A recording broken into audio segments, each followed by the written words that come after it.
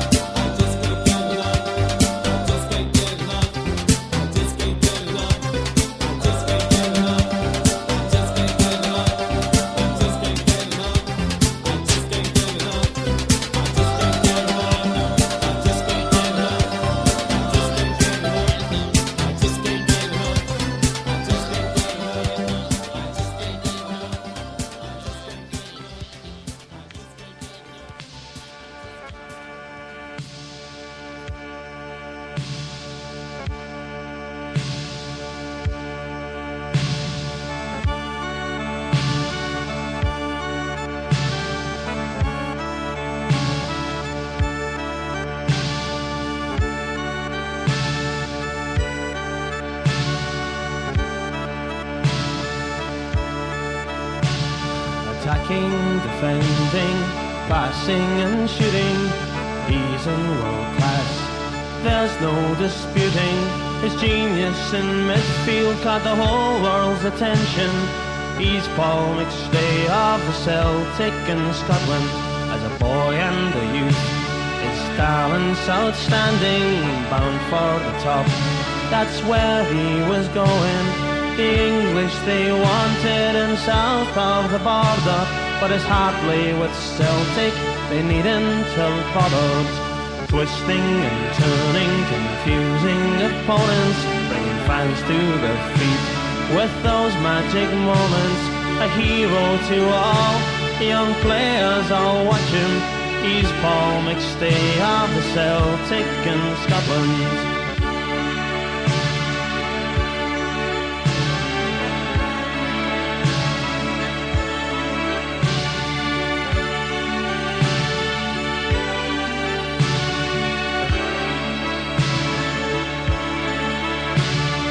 Hearts and the dawns, he's never in danger. I know how we watched him destroying the Rangers. One flash of his skill leaves all the rest standing. He's Paul McStay of the Celtic in Scotland. On the world stage, he made an impression. For his country he plays with pride and with passion. They want him in Europe, to them he's no stranger. But he won't leave the Celtic, oh that there's no danger.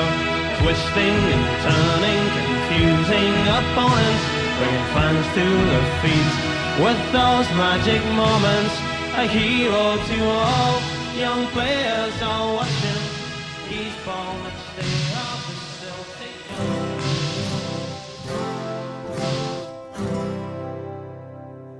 We seek him here, we seek him there, never to find is very rare.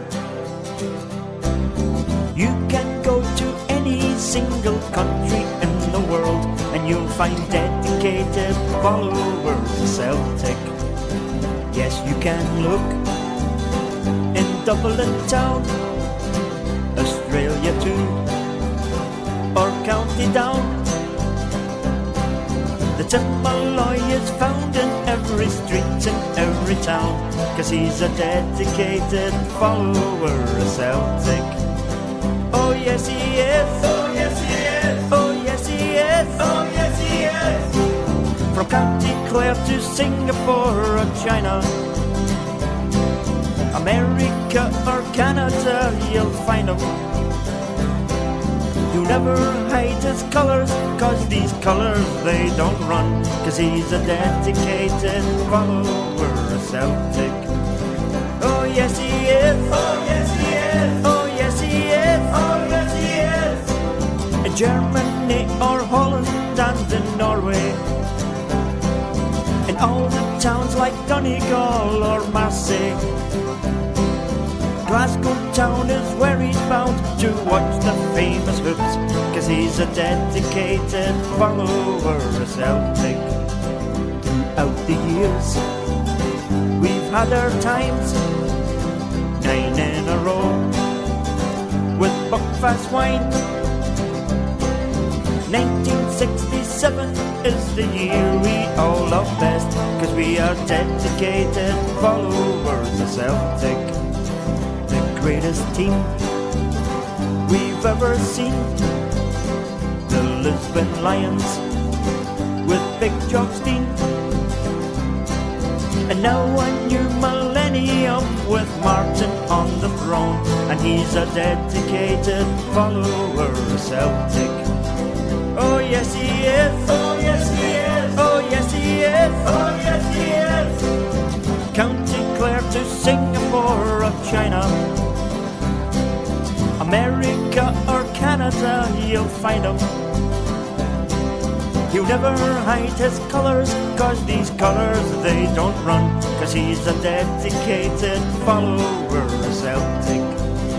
We seek him here, we seek him there, never to find is very rare.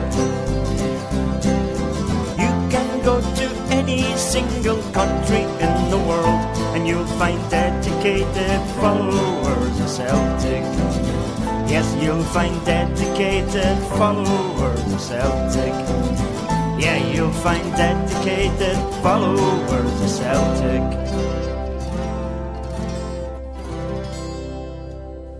Wee bit of Charlie and the boys there.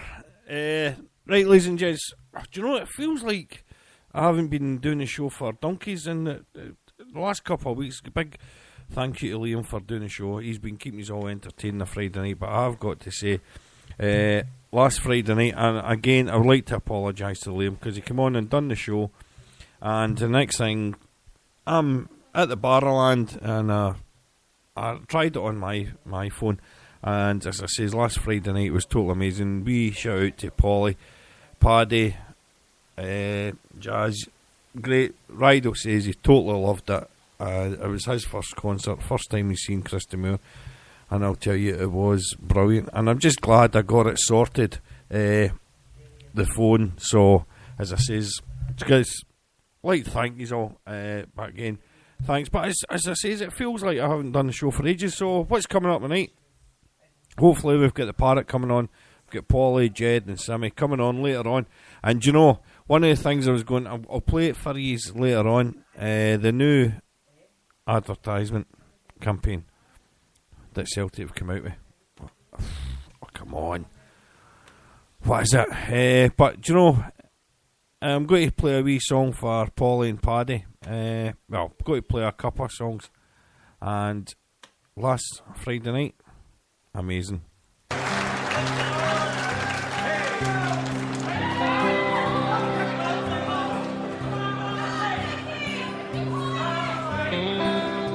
Here's one for you now.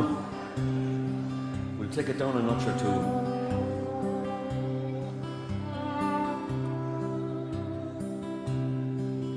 There's an easy place down Gallowgate to the east end of Glasgow. It's a ballroom of remembrance, it's a disco,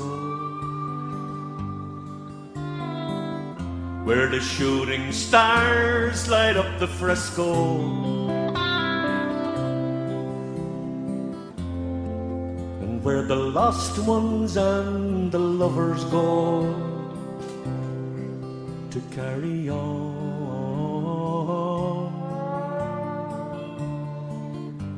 We sang about the Nicky Thames in the back room of the Scotia, where we drank sweet wines and we called for neon pints of Fidel Castro, till it was time to fly to dreamland. Out of Baird's, up the stairs, to higher, to heaven we'd go. Come all you dreamers, hear the sound of the barras humming. Come all you dreamers, to Barrowland. Hear Mags McIver and the ghost with the gay birds calling. Come all you dreamers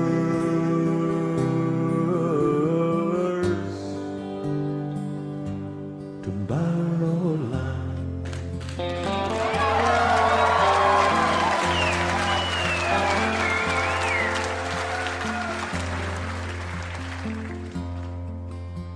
The lassies at the Bromelaw on their Cuban hails are dancing.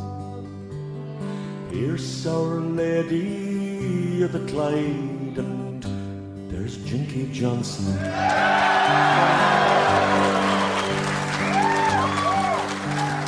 Come to rock and roll at the Church of Kelly, and to waltz beneath the carousel of healing,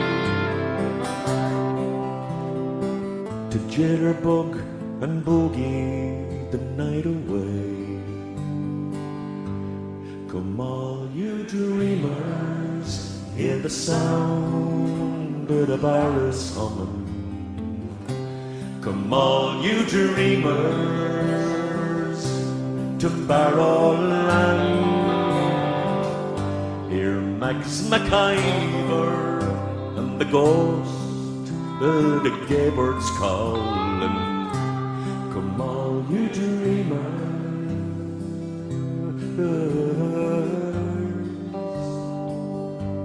to Barrowland.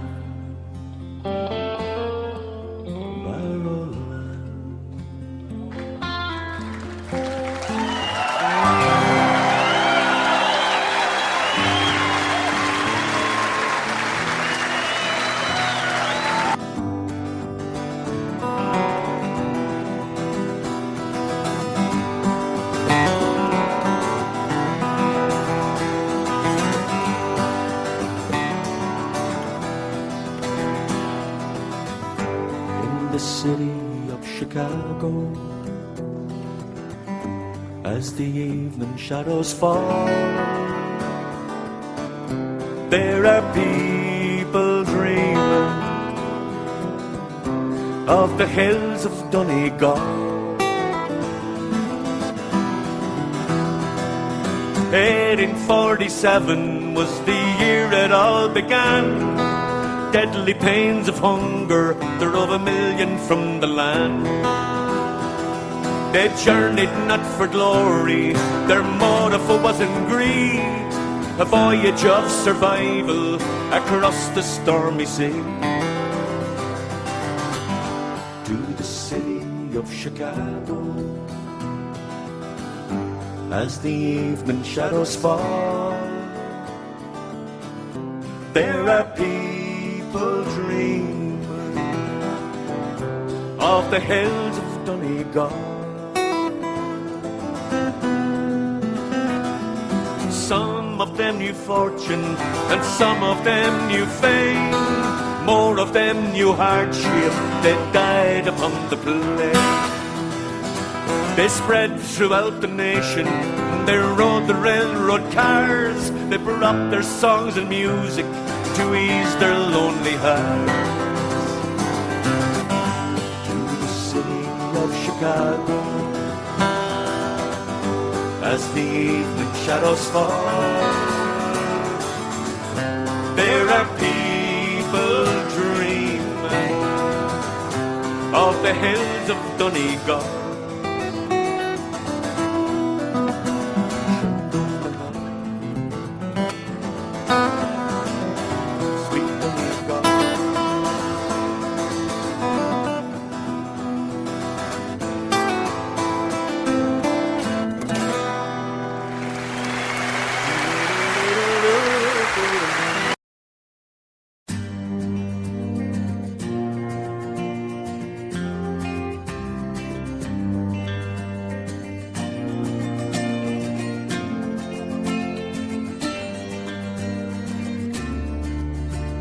In 1803 we sailed out to sea, out from the sweet town of Derry. For Australia bound, if we didn't all drown, the marks of our feathers we carried. In the rusty iron chains we cried for our wains, our good women we left in sorrow. As the mainsails unfurled, our curses we heard on the English and thoughts of tomorrow. At the mouth of the foil bid farewell to the soil, as down below decks we were lying. Oh, Doherty screamed, walking out of a dream, by a vision of bold Robert dying. The sun burned cruel as we dished out the gruel. Dan O'Connor was down with a fever. 60 rebels today, bound for Botany Bay. How many will reach their receiver?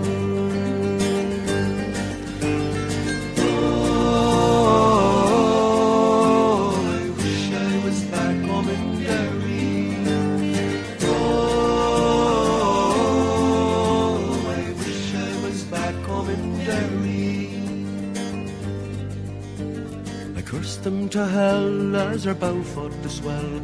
Our ship danced like a moth in the firelight. White horses rode high as the devil passed by, taking souls to Hades by twilight. 5 weeks out to sea, we were now 43. We buried our comrades each morning. In our own slime we were lost in the time, endless night without dawn. Oh, I wish I was back home in Derry. Oh,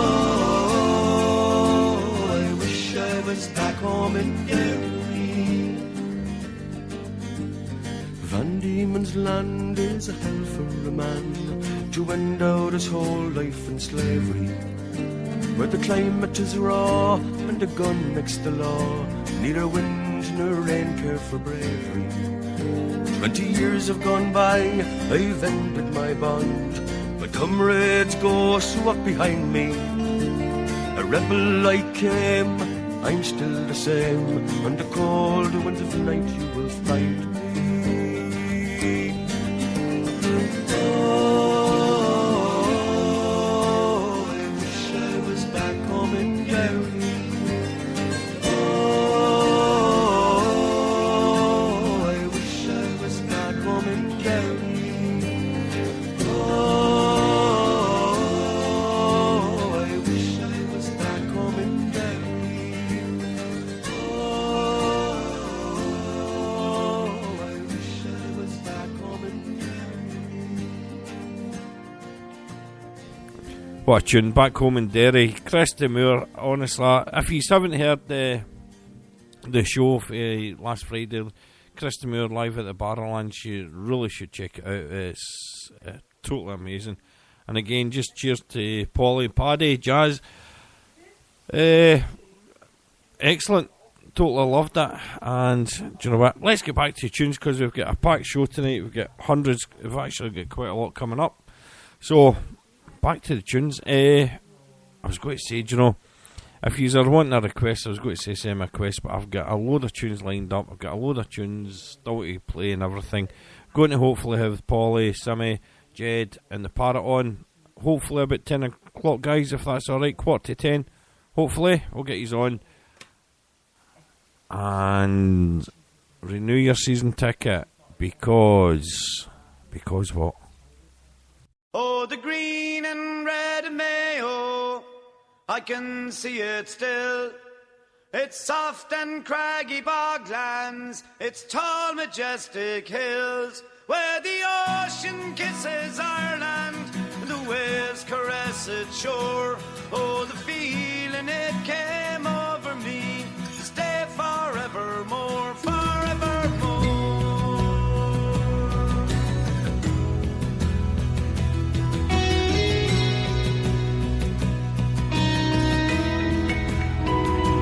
From its rolling coastal waters I can see Croagh Patrick's Peak, where one Sunday every summer the pilgrims climbed the reek, where St. Patrick in its solitude looked down across Clough, and with the ringing of his bell called the faithful there to pray, there to pray.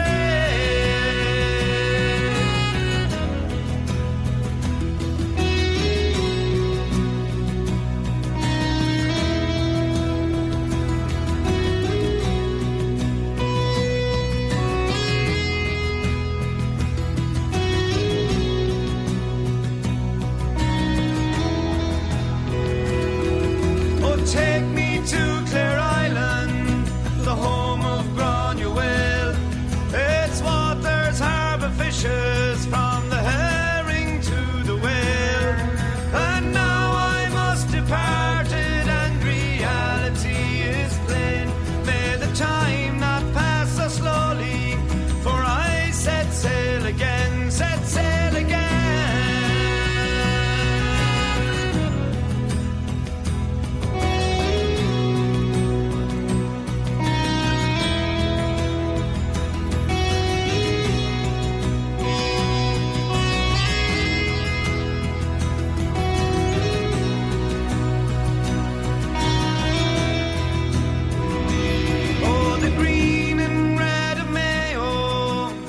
can see it still.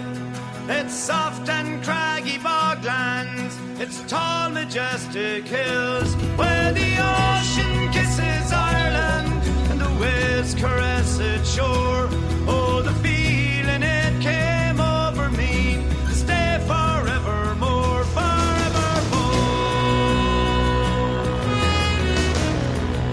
Stay forevermore.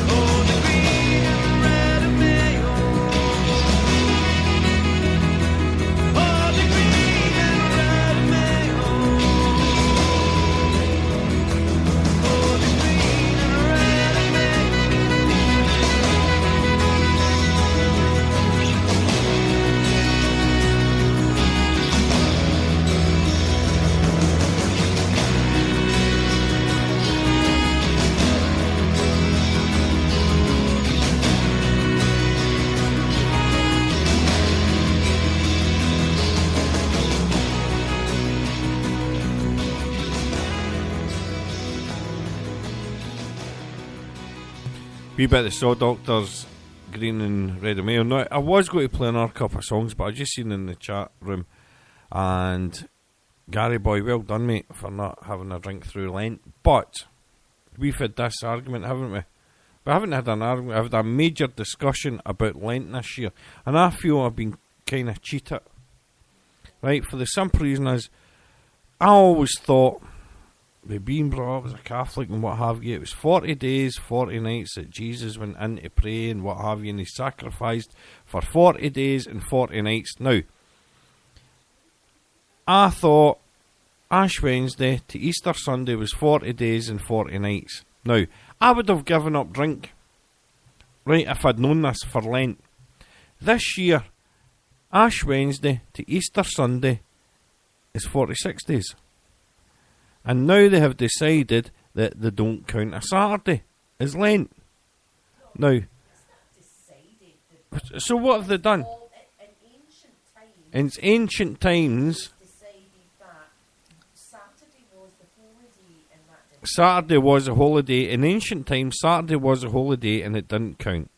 So, if I knew that, I seriously would have given up drink for Lent and just get totally pissed on a Saturday. Then I could have turned around and says, I've given up drink for Lent. So, if anybody wants to come into the chat room and contradict me or say I'm wrong or whatever, but as far as I'm aware, we've been cheated. We have been cheated for years. We've been cheated. Been brought up in the school 40 days and 40 nights. Well, it wasn't 40 days, 40 nights. It was 40 days, 40 nights, but do what you want on a Saturday.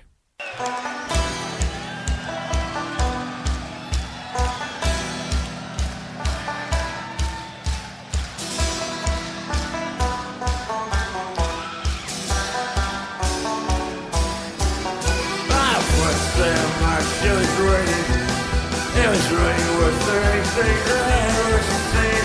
Tried to fight the beer and cooked up in there. I was there on the train with stuff like down me. That's lemonade and pounds, play your drink. I'm not awake for you to get the party. I was working for a landlord, and he wants to be a bastard that you were ever seen. To lose a single penny like dreaming off a star. He was a miserable bastard and a vicious passenger. That's lemonade and pounds, buy your drink. I'm not awake for you to get the party. Down in Hood, it was Sunday. We turned out the back and we brought his fucking bomb. Maybe that was dreaming and maybe that was real. I know the doctor's nice and a penny and a fucking all. That's lemonade and pounds, buy your drink. I'm not awake for you to get the party. So watch the junkies, the drunks, the pensioners. Finally, butter, sitting on the floor.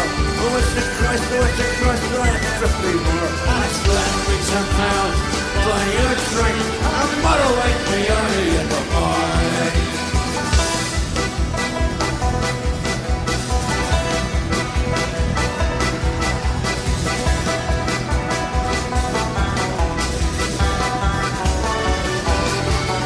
I slept with some pounds, buy you a drink. I'm mother wake me early in the morning. The boys we are drunk, looking fine. Like your friggin' extras, then we walked to a town. Daddy was a blue shirt, my mother on my town.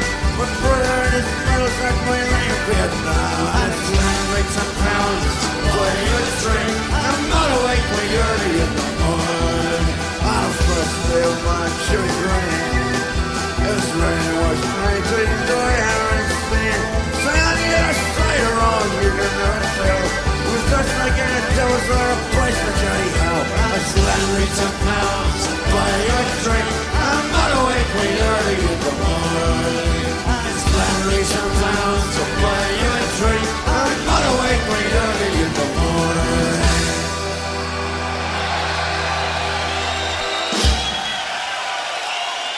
I was a Pogues boys from Couldn't Hell now. In the chat room, there's two comments being made. Kevin, Sundays don't count. But what it says, in ancient times, it was a Saturday, was a holiday. So if you're ancient, a bit like myself, could you make it a Saturday? Or has it got to be a Sunday that doesn't count? And Simmy, I agree with you.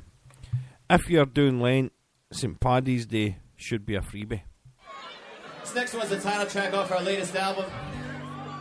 It's about the place we grew up seeing some great Irish bands play back in the day. Right around 242nd Street in the Bronx. And there was a stretch of dirty old bars down there that were just wonderful. And you could sneak in when you were 16 years old and drink a pint of Guinness and see some wonderful music. So this is another one of those songs where we want you to sing along with us. This one's called The One Come and on. Nine. Now we're taking the piss here. St. Paddy's Day, and if we're playing the Huns, we're just going to say if we're going to play anybody, we can have a drink anytime we want. But we'll stay off at a Monday, Tuesday, Wednesday, back on a Thursday, Friday, Saturday, Sunday. Who cares? That's my line. Don't look like much, but it's all mine. The end of the road is all I know. 242nd Street, I'm almost home. The roar of the crowd from Gaelic Park. Underage Guinness at the Terminal Bar. The lights on Broadway never look so fine as they do underneath the 1 and 9. Where the tune of the subway cars sounds like a heavenly choir. And the shower of sparks they play shine like angels' wings. And they're riding on the concrete walls. It's all I need to lead me to salvation. Underneath the 1 and 9.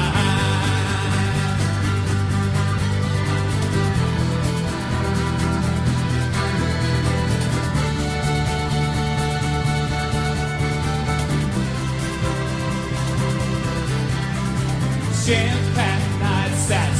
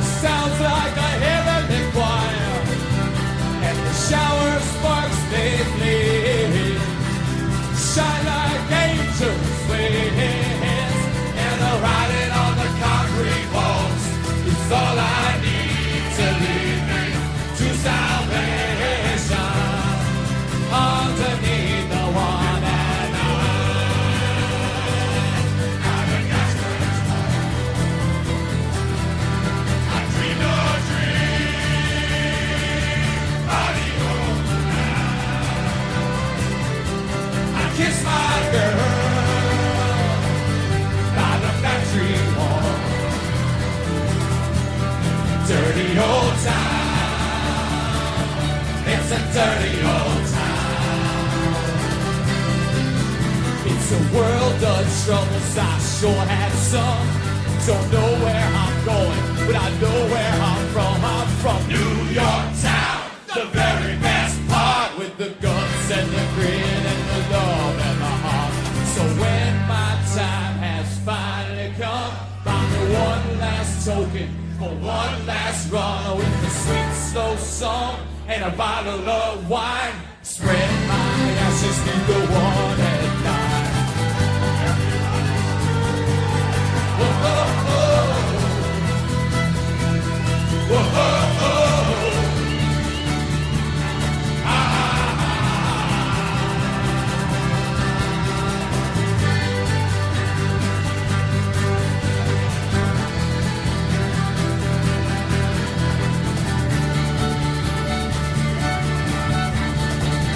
42nd Street.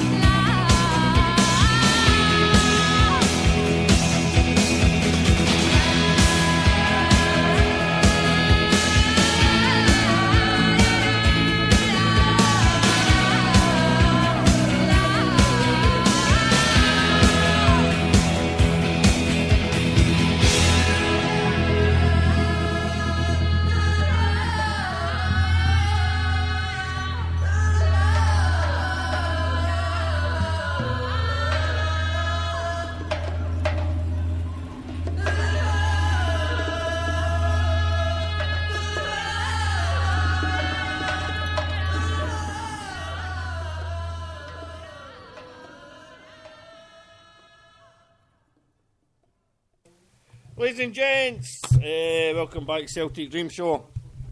And we have our guest on. Paddy, how you doing, mate? I'm good. I'm very good, mate. How are things in the world of Celtic Dreams? We're okay, mate, but skint and pished.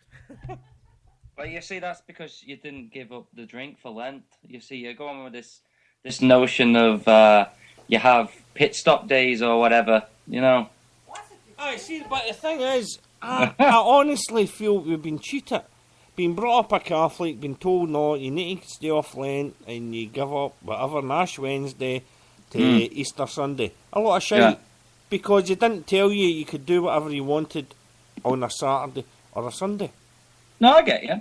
It's like today, you're not allowed meat, right? But then the good Lord puts on the best frickin' day of the year, so the barbecue's out the window. You know, he sets it up. I'm telling you. I know it's a bit crap, total and utter crap. But have you ever tried to barbecue a banana? No. It doesn't work very well. Have you tried it yourself? I'm not even going to ask that. Well, I had to think like what you could barbecue today, so you know that was out the window. Vegetables? Yeah, but you're not going to barbecue vegetables, are you?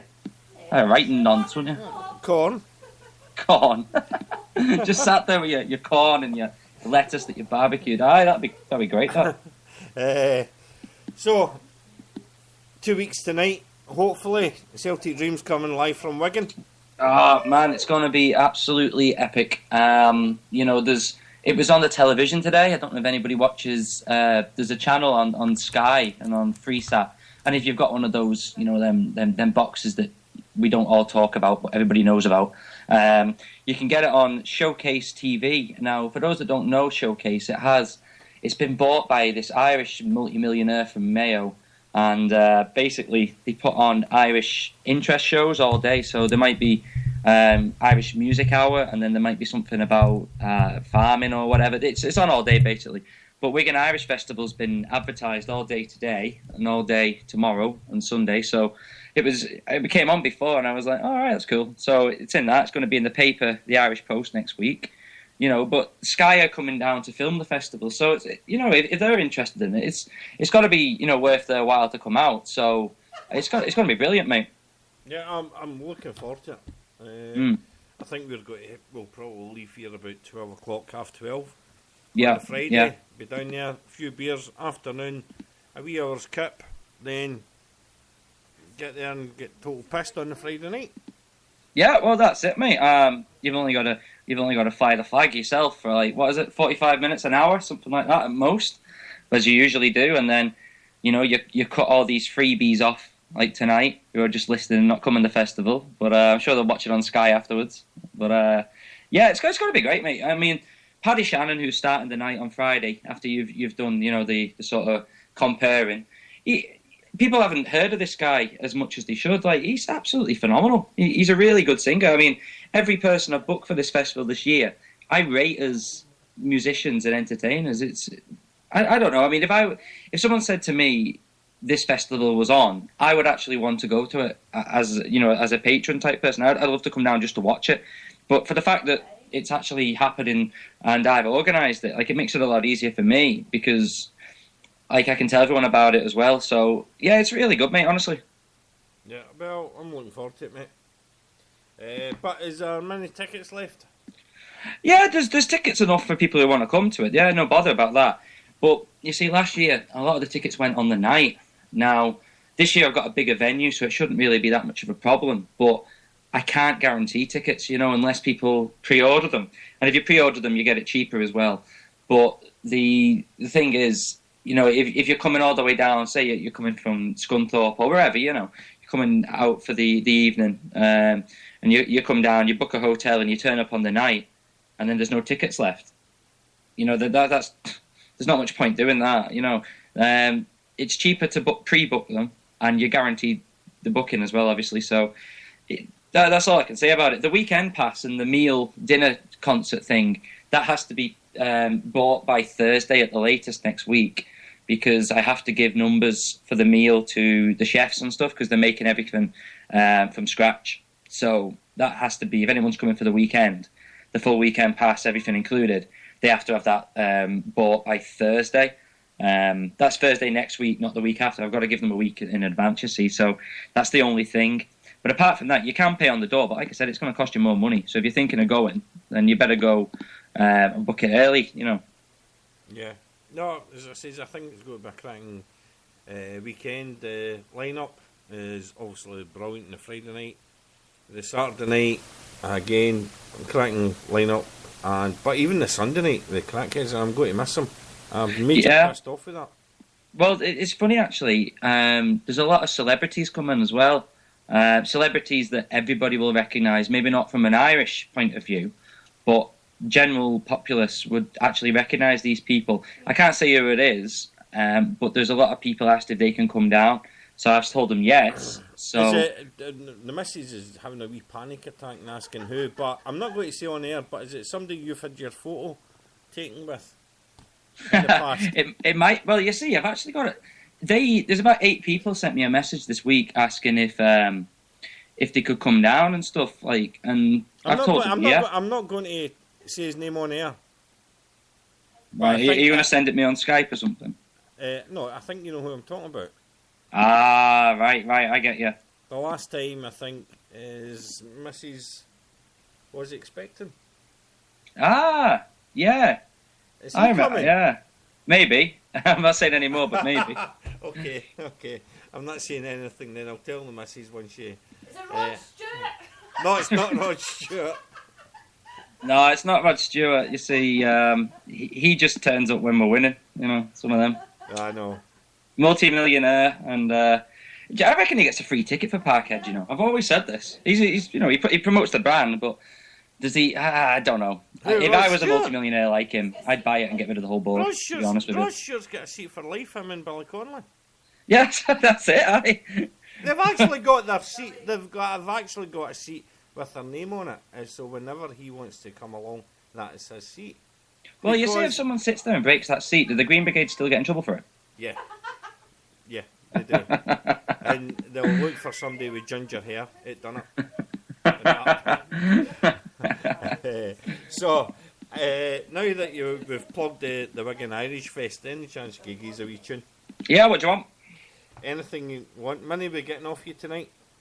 Well, I don't know. It's up to yourself. How many? Because I'll tell you what. Since Monday is obviously the date of the Stir Uprising, give us something from 1916. Because I've got a few tunes coming up for 1916. But if you want to give us something from that, well, I can do. I'm just trying to think because I didn't hear the first 10 minutes, so I don't know what you've done. So I might, step on what you've already done. But I'm just thinking I could do Grace for you or something like that. Yes, you want that? It, yeah. All right. Well, the second song I'll do.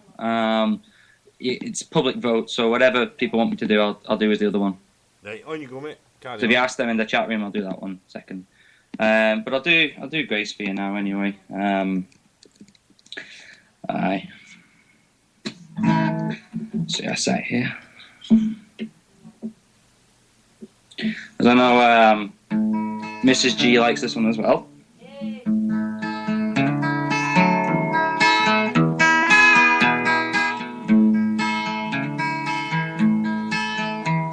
As we gathered in the chapel here in old Kilmainham jail, I think about the last few weeks.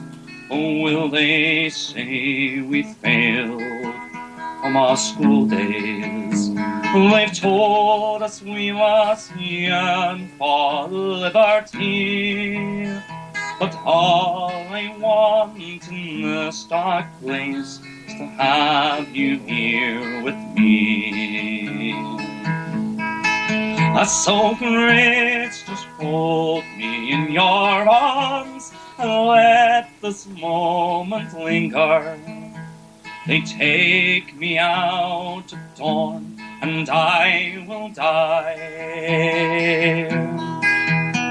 With all my love I place this wedding ring upon your finger. No, there won't be time to share our love, we must say goodbye. Now I know it's hard for you, my love, to ever understand this love I bear for my brave friends, this love for my dear land. But when Parry called me to the side down in the GPO, well, I had to leave my own sick bed and in my heart go. So Grace, just hold me in your arms and let this moment linger. Well, we take me out to dawn and I will die. With all my love I place this wedding ring upon your finger. I know there won't be time to share our love, and we must say goodbye. Now as the dawn is breaking, my heart is breaking too, for I'll walk out on this May morning, my thoughts will be of you. So I'll write those words high upon the wall, that every man will know that I love so much that I would see his blood upon the rose. So Grace, just hold me in your arms and let this moment linger, for they take me out at dawn and I will die. With all my love I place this wedding ring upon your finger. No, there won't be time to share our love, we must say goodbye. No, there won't be time to share our love, we must say goodbye.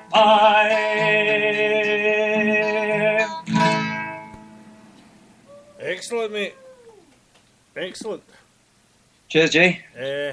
We were just talking in the chat room there, and I think we need to ask for a table of 20, because I think there's got to be a wee squad of us coming down, and counting is up with Liam and Simon and what have you, so we'll want a table of 20, but before... Table of 20. Once we get it, don't worry, we'll organise it, we'll just pull tables together. They know you're coming, they've nailed them to the ground, you know. Aye. Hey, it's not me, you need to worry, it's the missus putting the cutlery in the handbag and what have you. Hey, they're checking handbags as well, you know. Aye. Before you go any further, heading back over to America in August, aren't you? I am, mate, I am. It's going to be a very different tour to what we're used to. It's the first time we've been over twice in 1 year. And it's one of those, you know, if you play in Glasgow every Saturday or every Sunday, you know, you won't go watching the same band, and it becomes a bit monotonous. You see the same band all the time, and you wish you see other bands, you know, so you go to different bars in Glasgow, that's fine.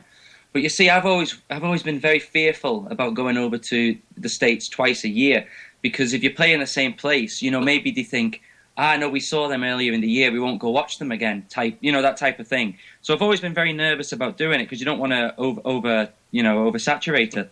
So it's the first time we've tried it, and I asked the bars and the venues over there and a few other big places if they would be interested, because we was invited over to play at Hunter Mountain Celtic Festival, which is one of the big festivals in the US, and I didn't want to turn down the opportunity. Obviously, it was a Saturday and a Sunday, but to fly over to the United States is obviously going to cost a lot of money for two dates, and I had to pay. Obviously, the boys. There's going to be 4 of us. Johnny Ra is going to be playing.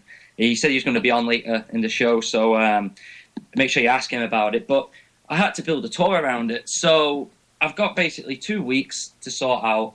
From what we've pretty much arranged at the minute, we're going to be playing in Boston. We're going to be playing in Philadelphia, New York, up in Vermont where Johnny lives, up that way, and in New Hampshire.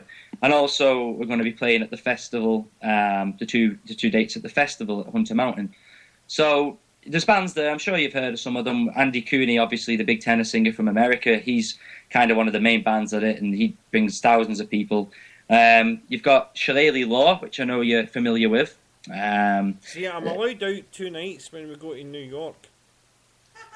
Believe it or not, I'm allowed out to actually come and see you, even though I'm going to speak to Shillelagh Law about that, and for when you come over at Paddy's, I'm going to see if they want to do a sort of joint gig type situation where we could both do, a show on the same night. No, because they don't want to be allowed out one night. Oh, well, I know this is what Karen was telling me, so I had to, No. No, well, they always play in what's that bar you used to play that on St Paddy's Day? There's Connolly's. Is that the one? Connolly's. They always play in Connolly's on St Paddy's Day, and I know Michael. God love him. I'd like to thank him. Yeah, Michael, your American manager. Yes.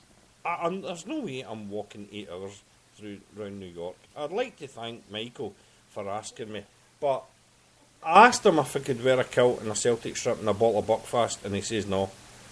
Is that what he said? And so I says to him, can I walk? He says, you're more than welcome to walk with us. It would be an honour. And great, thank you, Michael. I says, but Michael, I says, once I spoke to Chaz Duffy, he says, Jerry, you'll be there for about 8 hours. I says, Michael, can I walk with a kilt on, a Celtic strip and a bottle of Buckfast? And he says no. So I reckon if you put the Buckfast in like a back cooler, that type of thing, and had like a straw coming out, no one would know. You'd be grand. I'm not walking for 8 hours when I could be in the pub. Well, I think he was being a bit thingy to you there. The walk's only 30 minutes, so I think Mr. Duffy's done you on that one. It's not just 30 minutes. By the time people stop and take their pictures and all that shit. Anyway, could you imagine you being a celebrity in your kilt?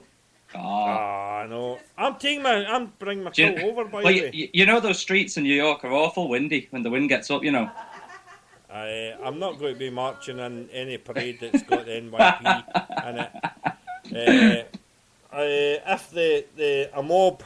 If a certain mob is in it next year, which marched in it this year, I won't be marching anyway, so it doesn't matter. So, well, you should match towards them. Don't fucking start me. Right, I've been on the bevy all day. Before we go, Ernie asked 4 green fields. No, you want 4 green fields? 4 green fields for Ernie boy. Yeah, can do that, no bother. Was there any others, or is that the one you want? Or that was the only one. I think they all missed that one. Ernie was listening and he's jumped in 4 green fields. All right, yeah, no bother. Is there the reason why he wants that one at all? I don't know. He's just asked for it, so. All right. For those that don't know, 4 Green Fields is written by Tommy Macomb of the Clancy Brothers, or as I keep hearing people call him, Tommy Macomb, which I don't think is right because he pronounced it himself as Macomb. So call him what you want, but he wrote the song. But I'll sing it for. Did you say it was for Ernie? Was it? Ernie. Yeah, sure. I'll do that. Let's try it here. Yeah, I'll do it here. All right, 4 Green Fields, yeah. Sound.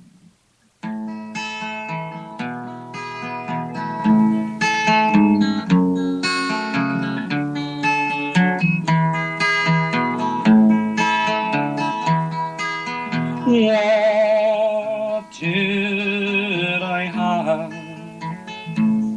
Said a fine old woman.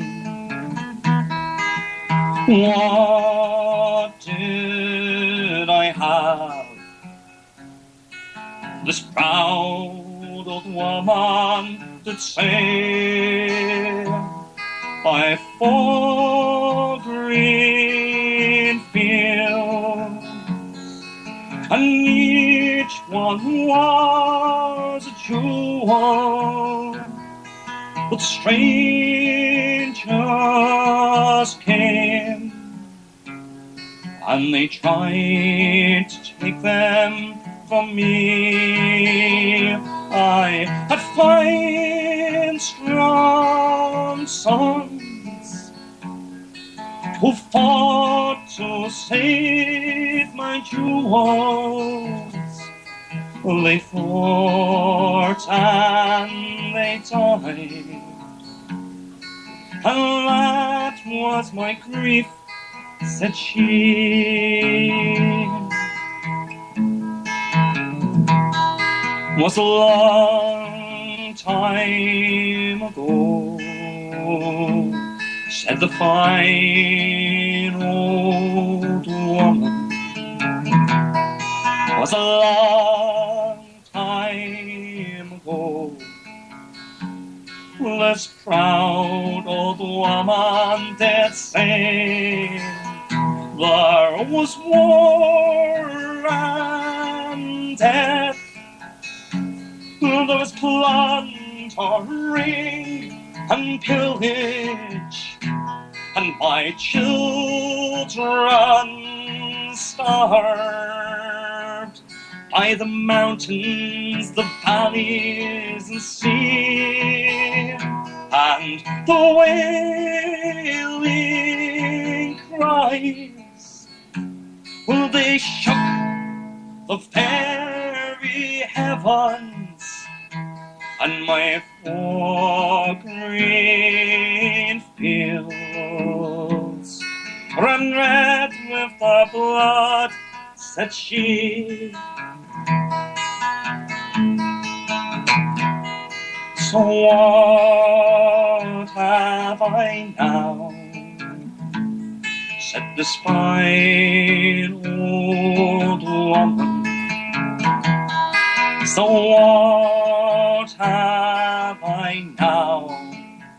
Well, this proud old woman did say, I have 4 green fields, and one of them's in bondage in strangers' hands that tried to take them from me.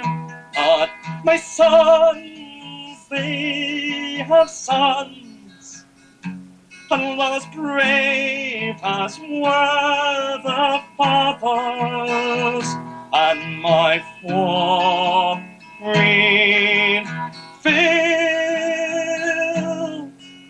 will bloom once again, said she. There you go, the 4 green fields, moon. Oh, excellent, mate, excellent. Well, I'll tell you what, I'm looking forward to 2 weeks' time. Yeah, I am looking forward to it. I'm always very apprehensive when I saw something like this. I mean, if it was a private venture, you know, if it was something to do with, you know, making money myself or that kind of thing, I wouldn't be as nervous. But, you know, because I've got to sort everything out and it's all for charity. So I don't want to do the weekend and then, you know, only make £10 for charity or whatever, because obviously there's a lot of overheads to cover. So I always get a bit nervous. I mean, like I said, if it was my own thing, then I wouldn't be. But, you know, I've sold a lot of tickets now. There's going to be a lot of people there. It's going to be great. I mean, if people can only make, you know, the one day, if people can only make one day, then it's all money to the charity. If you can't make it, you know, and you want to come next year, best of luck with that, because I only decided we're doing next year a couple of weeks after I've done this one. So this could be the last one, so who knows? But the important thing is, if you want to donate or you want to be part of it, we're doing a Gaelic football event this year, and some of the lads are volunteering to play in it. And what we've said is, if anybody wants to sponsor any of the lads who are playing, then, you know, we'll leave the details up and we'll do that kind of thing. We might do like a Just Giving page or whatever. But all the money goes to Macmillan Cancer. Obviously, G, you're going to be there. Stevie's going to be there with the Magic Sponge as well. And obviously yourself there with the Magic Book Fast. But it's going to be good. It's going to be really good, mate. No, oh my God, man, the missus shouting, she's going to be there. She says this, right, but, after Friday night, I think she'll be on the couch all day until you get back. She will, mate. She will be in bed. See, I mean, you don't know what you're getting into with this type of thing. This is nuts. It starts at 7. I mean, you guys are only coming out at 10 in Scotland. I know what it's like up there. But this is starting at 7, and I don't want to say it's competitive drinking because it's not. But you see, if you've got a lot of lads on your table that like a few drinks and you want to keep up with them, then it starts going that way. But there's so many great bands and entertainers on. I mean, Jimmy Cricket, he's coming to do it, and he was playing in Blackpool about a couple of months ago now, and he sold out the whole show in Blackpool. And fair play to the guy, he's doing well. But he's going to come down, and there's going to be about 20, 30 Scotsmen in, and I reckon you're going to give him such a hard time. But he's going to burn you up, no matter about it. Has he? Fuck, man, me and Sammy are going in the bar when he's on. I'm looking forward to it. There's going to be someone who'll do a bit of heckling, and they'll just get destroyed. And the thing is, because Sky TV's there, it'll be on tape, and you'll be on one of those, one of those compilations you see on YouTube of people getting heckled. No, we won't, because we're all wearing balaclavas. Me, Sammy and Liam, I went out to the army store and we fucking get 3 balaclavas, so nobody will know us, man, so we don't give a monkey shits. Well, honestly, it's gonna be brilliant. I mean, Paddy Shannon starting the night, quality. Jimmy Cricket, obviously world-renowned comedian, he's going to be on. Then we're on, obviously, yourself. On Saturday, we've got the Gaelic football. Scoogs is going to be there, We've got Tom Kelly over from Ireland, he's flying in especially for it. And we got Derek Warfield doing his speech and stuff at the meal about Irish culture, which, as Derek knows, he could speak for 200 hours and everyone listens to him. And then on the Sunday, obviously, we've got the Crackheads, Anita Ryan, Jed Graham. We got, it's a great festival. Even if you come for one day, you're going to see a hell of a lot. Like you said, you want to come on Sunday, but obviously you can't do it. But it's going to be fantastic on Sunday as well. It's just the luck of the draw, mate. Hopefully we can do something. I'm going to try and do a few more of these type of things where I get a lot of bands on, because bands asked me this year if they could play, and there's not enough time and not enough room on the schedule to get everybody on. So I've got bands asking for next year, and as you know, one of the running jokes this year is that I turned down Westlife for the festival. But see the message is showing. Oh no, but you did. I did.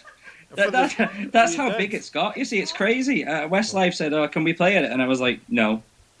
It was interesting, So it's always something going on, with the festival. I do it near enough 24 hours a day, mate, sorting it all out. It's been very hard, to be honest, this year to sort everything, because it's 3 days and it's at a football stadium, so you have to have official security, and Tam's going to tell them what to do, but there's certain things that I can't physically control this year, so I've got to kind of take a back seat, which I don't like doing, but I've organised the entertainment and that kind of thing, so that's what I'm pushing it for. It's going to be great on that front anyway. But the drink prices are good. Everyone who's going is a lovely people. I know everyone that's going so far. Pensioners and students and stuff, they get in for £10 a day. So even if they've not got much money, we're trying to accommodate everyone going, So it's going to be good, mate. It's going to be good. No, looking forward to it, mate. Someone's asked there if Sky TV are going. There will be no war songs. So all I can say to that is, yes, there will. Oh, we will be giving it loudly, Jed. Yeah, there is no doubt about it, mate. I tell you right now, it's an Irish cultural event. If they want us to wipe under the carpet certain parts of the culture, then they're not welcome at the event. It's as simple as that. We're doing sport, we're doing the traditional stuff, we're doing something for everyone. If the camera doesn't want to film that bit, that's fine, but don't be worried about that type of thing. All the bands have been told prior to even looking at the festival, I've told them straight from the start, I want them to do what they feel that they want to do. It's the bands, at the end of the day, they're coming to do it for the charity, so people have paid money to see the bands. I don't want to wade in and tell the bands that, you can't do this and you can't do that. It's the band's choice at the end of the day what they do. I've told people if they don't like the Ryans, then they can watch, Jed Graham an hour later. It's as simple as that. You know, everyone's got something there. There's country and western, there's Irish, there's historical, there's ballads, Irish dancing, comedians. You know, some people might not like the comedian. So if you don't like it, then give it, 45 minutes. There'll be something completely different on. Simple as that. Yeah, no, agree with you, mate. Looking forward to it. Well, look, mate, I'll give you a phone during the week anyway. Yeah, and obviously, I'd just like to thank as well, before I go, obviously thank yourselves and all your listeners for giving us the thing. But this week, don't know if anybody has been following the Wigan Irish Festival on Facebook and Twitter. We've also got a website, wiganirishfestival.com. But I'd just like to thank someone in particular for a donation this week, a footballer called James McLean, plays for Wigan. And obviously Wigan won today. I'm not a Wigan Athletic fan, I'll make that very clear now. I'm only Celtic, as you know. I don't support any English team. I live down here, but I don't support any other teams. I only support Celtic. Now, James McLean, I asked the team for a signed shirt, right? And they said that because of the playoffs and obviously with the FA Cup run, that they were busy at the minute to do signing sessions, not just for us, but for everyone. It was taking too much time in the schedule to do all the signings. They wanted to concentrate on the drills and get into matches and stuff. And then I got a message the other day saying, it had a picture and a shirt of James McLean saying, "Best of luck with it, guys." And he'd signed it himself. And the shirt's there now. So I'd just like to thank him for doing that. Well, the thing is, Wigan are playing away that day. Yes, they're playing at Blackburn. So when they come back, we will all jump out and jump on wee Maloney and get his autograph and put him in our pocket and take him upstairs with us. Well, you see, the problem is with McLean, obviously, he's got to be very careful with where he is. He has a reputation of standing up for himself, which is fantastic. He shouldn't be ashamed of what he believes in. Now, you've got the other side of the coin where, say he was at the do and someone got a photograph with him, put it on Facebook, and then it's like the Tony Stokes, Anthony Stokes thing in Dublin, that he was a fundraiser for whatever. You make up your own headlines.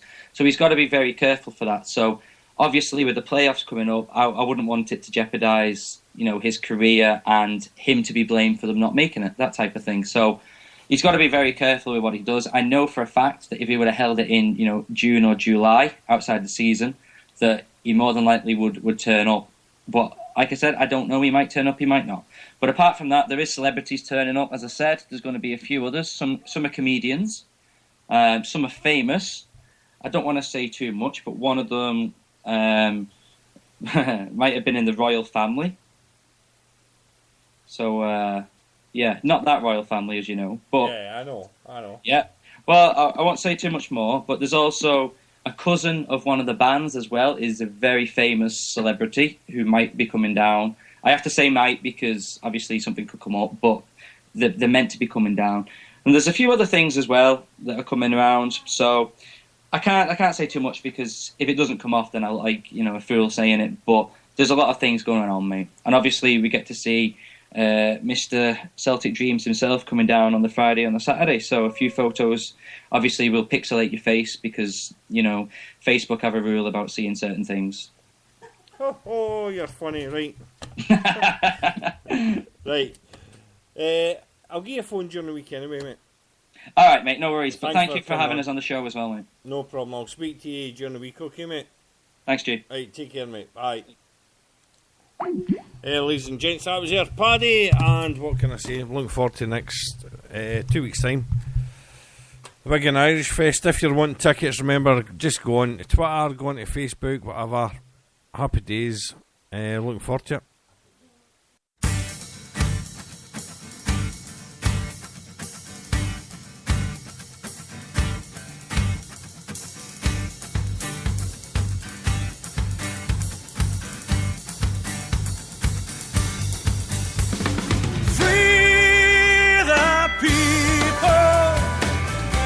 Them have their say. Free the people, let them see the light of day. Let despots on us breaking, but need sugar man away. There were not knowing what was the crime, but just what he was guilty of, not one of them did say. but they think of something in time. He says goodbye and remember that we shall overcome. Free the people, let them have their say. Free the people, let them see the light of day. Comforting her children soft, crying in the night. She finds it so hard to explain. Well, you know your daddy never did a thing that wasn't right, so soon he's bound to be home again. And he is a good man, and he shall overcome.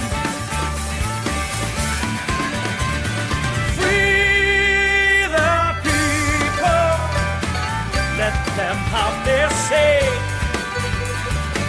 Free the people, let them see the light of day. What does it profit you the right to be born if you suffer the loss of liberty? The laws are made for people, the law should never scorn the right of a man to be free. For we are the people, and we shall overcome. Free the people, let them have their say. Free the people, let them see the light of day. Free the people, let them have their say. Free the people, let them see the light of day.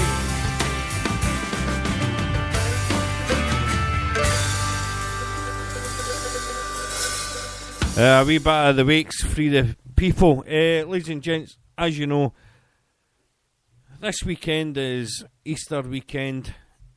Do I have to say any more about Easter? Just remember the people that fought and died, 1916.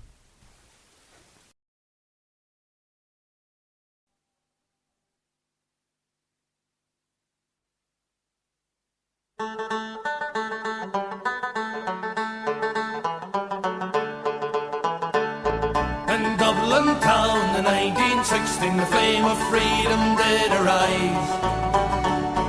A group of men with determination caught an empire by surprise.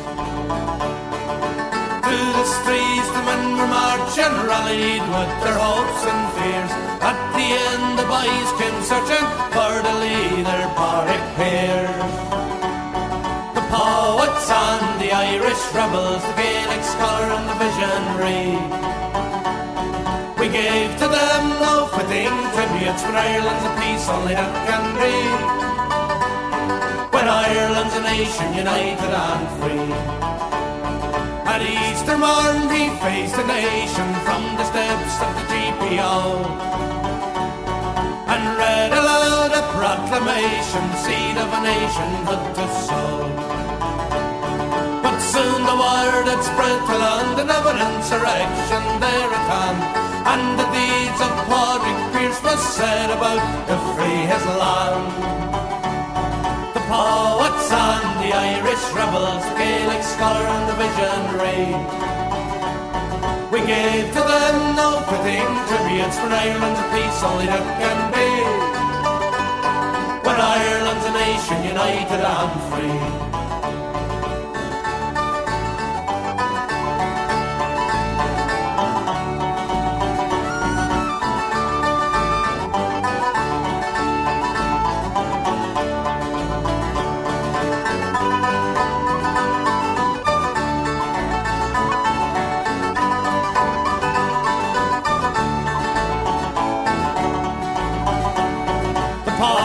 And the Irish rebels, the Gaelic scholar and the visionary, We gave to them no fitting tributes for Ireland's peace, only that can be. When Ireland's a nation united and free. For 5 long days the battle rages, 5 long nights the battle war. We watched as Dublin city blazes, see your men fall through the floor. Now Ireland's proud of her efforts for her cause. We fought with pride, save our lives, save our city, make our peace with fiercest cry. The poets and the Irish rebels, the Gaelic scholar and the visionary. We gave to them no fitting tributes for Ireland's a peace, only that can be. When Ireland's a nation united and free.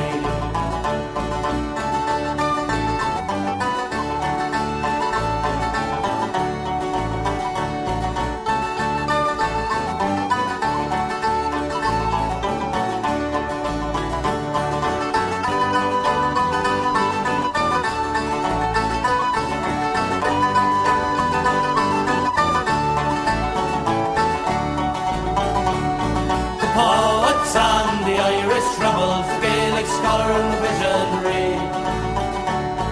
We gave to them no fitting tributes for Ireland of peace, only that can be. When Ireland's a nation united and free.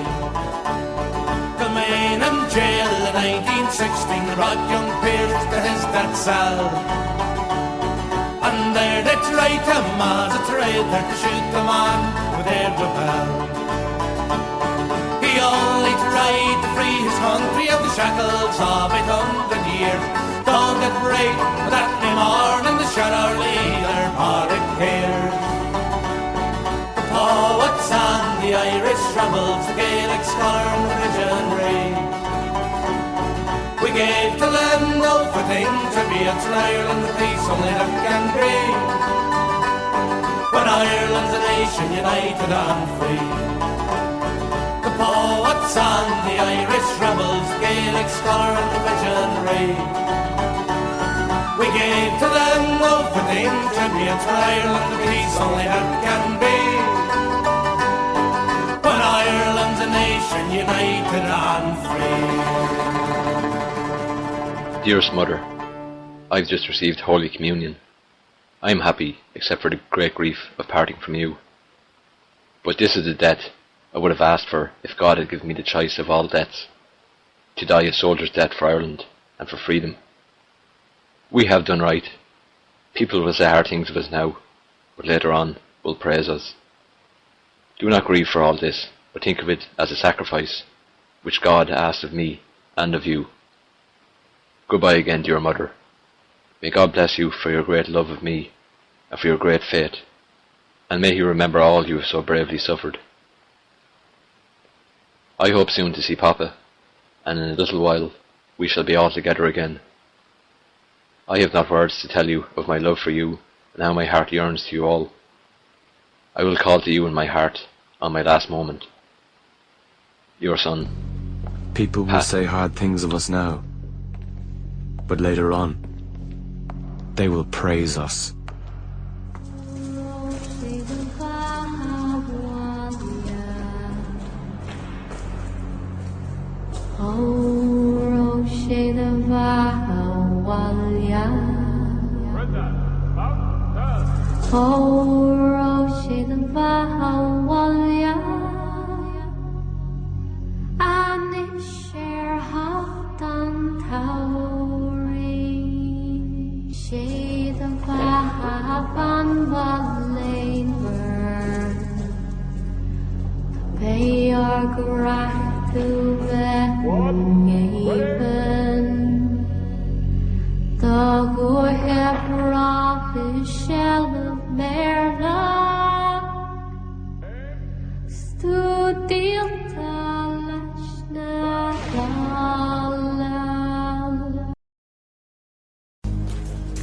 Some died on the glenside, some died near a stranger, and wise men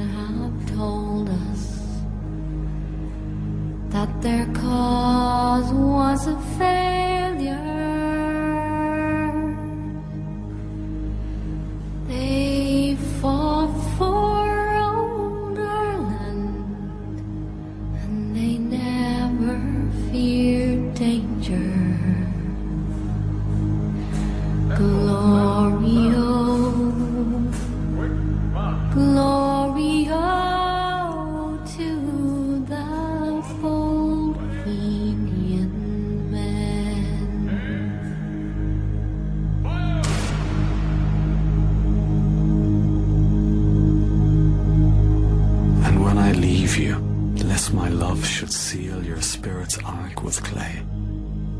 Spread your bright wings, O shining dove.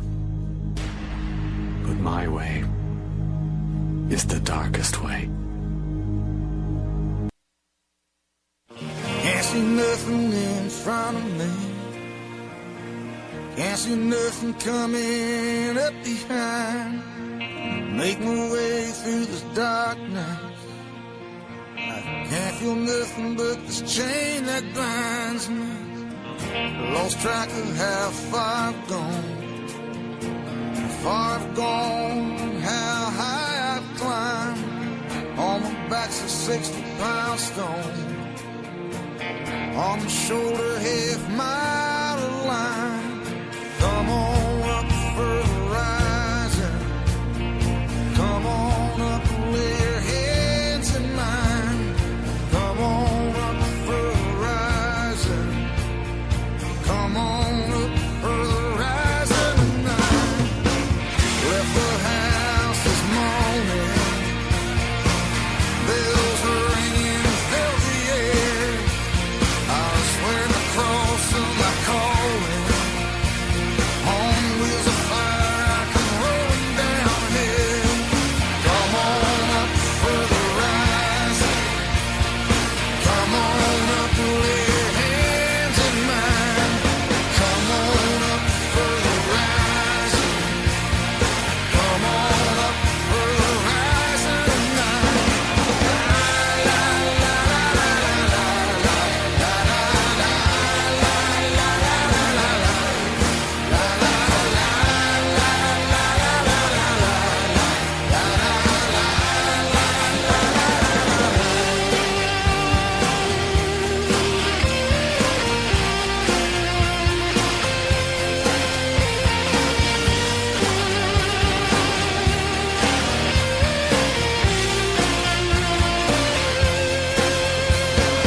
Spirits above and behind me.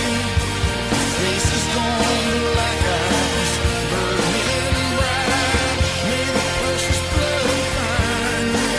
Voice I stand before you, fiery light.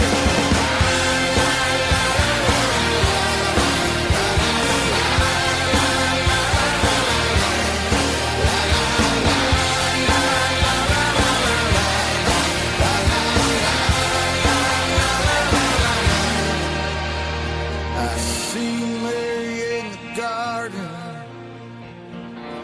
the garden of 1,000 sighs. There's holy pictures of our children dancing in a sky filled with light. May I feel your arms around me. May I feel your blood mixed with mine. A dream of life comes to me. Like a catfish dancing on the end of my line. Sky of blackness and sorrow. Dream of love. Sky of love. Sky of tears. Sky of glory and sadness. Dream of love. Sky of mercy. Sky of fear. Sky of memory and shadow. Dream of love. Your burning wind fills my arms tonight. Sky of longing and emptiness. Sky of fullness, sky of blessed light. Come on up for the horizon. Come on up, lay your head tonight.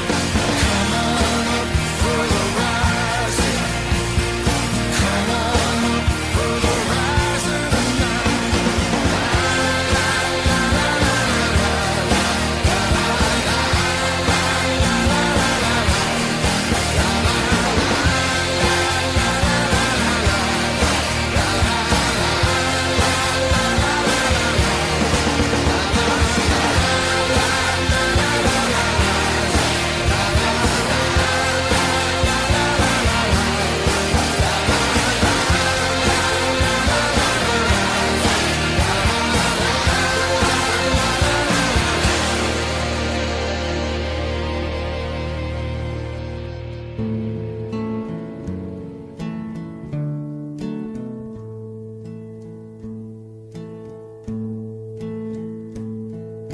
When Dublin rose up in 1916, the Orangemen reared up on the Clyde. The Irish in Glasgow, they needed a friend, and bold John McLean took their side. When they brought the sad news to John's prison cell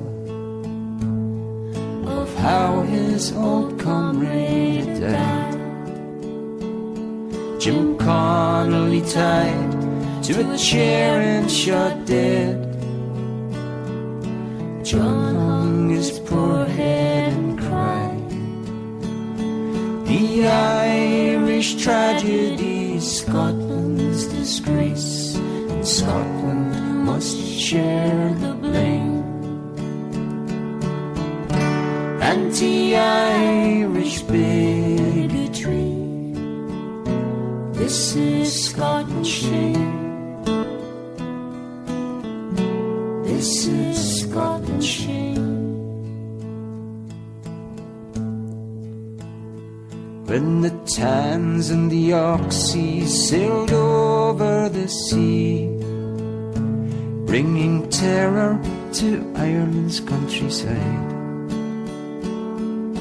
John said all Scotsmen bearing arms on that shore should join the Republican side. The Irish tragedy, Scotland's disgrace, and Scotland must share the blame. Anti-Irish bigotry, this is Scotland's shame. This is Scotland's shame. Now the Irish in Glasgow must never forget, must always honour the name of the Scottish Republican Socialist, Glasgow's own John McLean. The Irish tragedy, Scotland's disgrace, and Scotland must share the blame. Anti-Irish bigotry, this is Scotland's shame. This is Scotland's shame. Anti-Irish bigotry, this is Scotland's shame.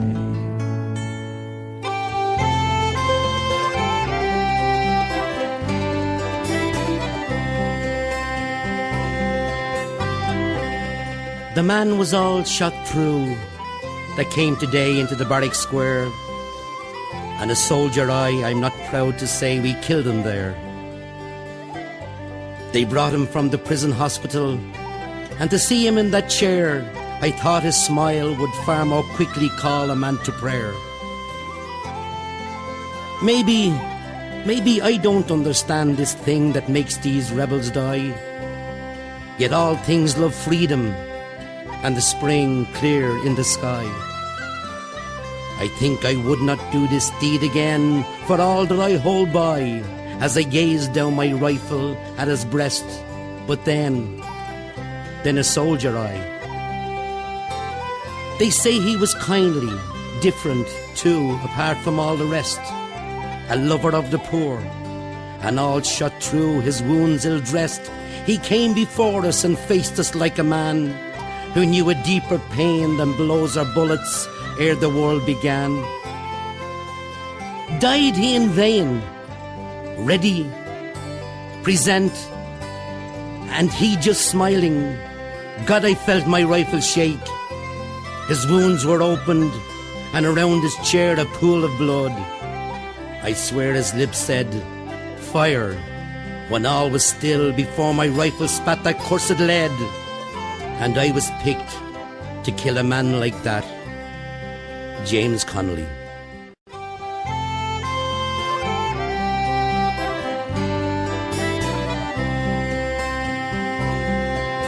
A great crowd had gathered outside of Kilmainham, their heads all uncovered, they knelt on the ground. For inside that grim prison lay a brave Irish soldier, his life for his country about to lay down. He went to his death like a true son of Ireland. The firing party he bravely did face. Then the order rang out, present arms and fire. James Connolly fell into a ready-made grave. The black flag they hoisted, the cruel deed was over. Gone was a man who loved Ireland so well. There was many a sad heart in Dublin that morning when they murdered James Connolly, the Irish rebel.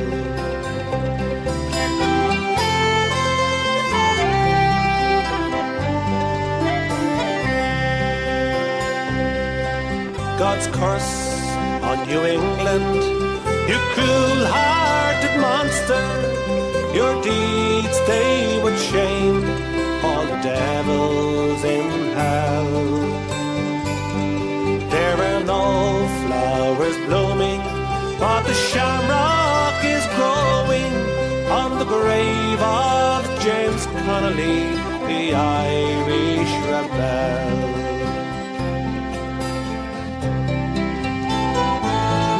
Many years have rolled by since that Irish rebellion, when the guns of Britannia they loudly did speak.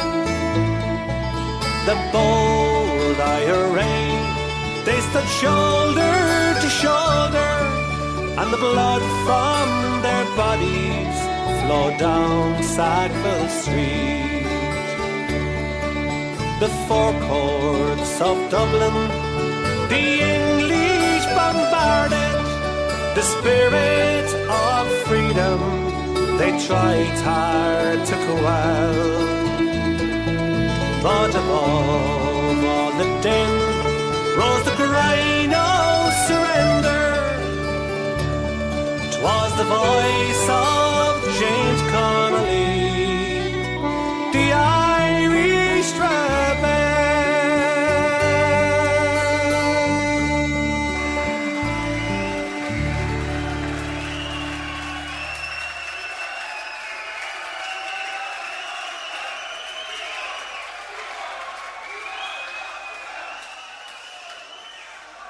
This being a reading of the last statement of James Connolly, I quote, "To the Field General Court Martial held at Dublin Castle, May 9th, 1916. We went out to break the connection between this country and the British Empire and to establish an Irish Republic. We believe the call we then issued to the people of Ireland was a nobler call and a holier cause than any call issued to them during that World War or having any connection with the war. We succeeded in proving that Irish men are ready to die, endeavouring to win for Ireland those national rights which the British government has been asking them to die to win for Belgium. As long as that remains the case, the cause of Irish freedom is safe. Believing that the British government has no right in Ireland,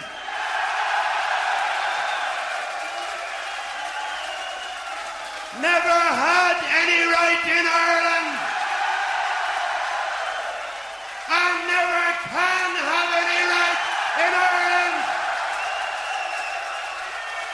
The presence in any one generation of even a respectable minority willing to die to affirm that truth makes that government forever a usurpation and a crime against human progress. I personally thank God that I have lived to see the day when thousands of Irish men and boys and hundreds of Irish women and girls were ready to affirm and to attest to that truth with their lives if need be. Signed this day, 9 May 1916,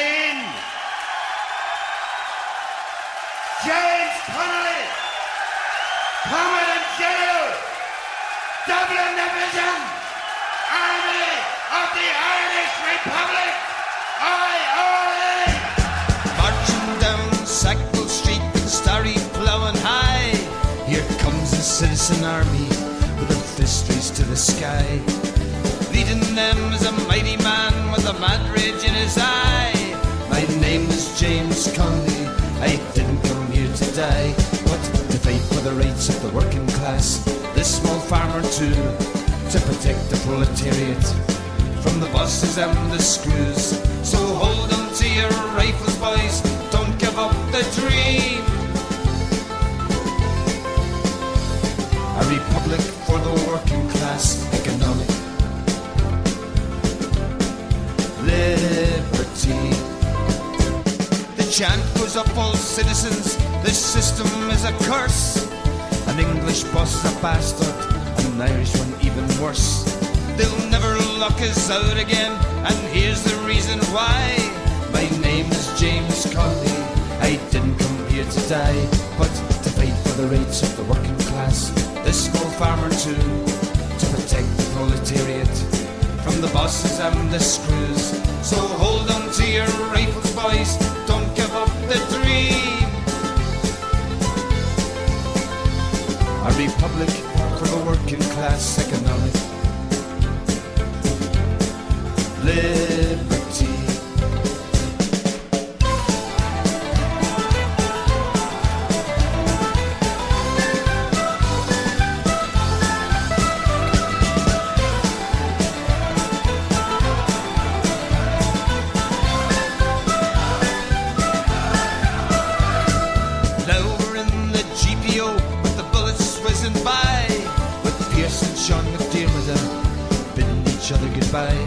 Up steps our citizen leader, and he rose up to the sky. My name is James Connolly, I didn't come here to die, but to fight for the rights of the working class, this small farmer too, to protect the proletariat from the bosses and the screws. So hold on to your rifles, boys, don't give up the dream. A republic for the working class, economic liberty.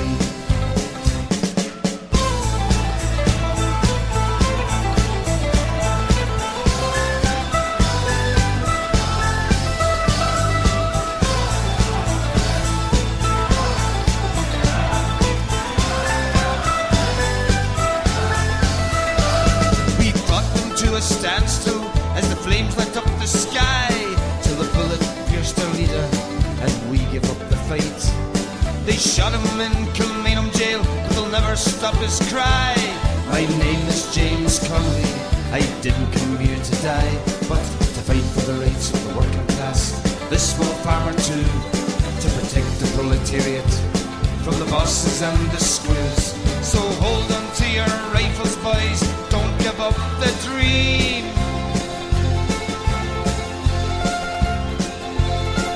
A republic for the working class, economic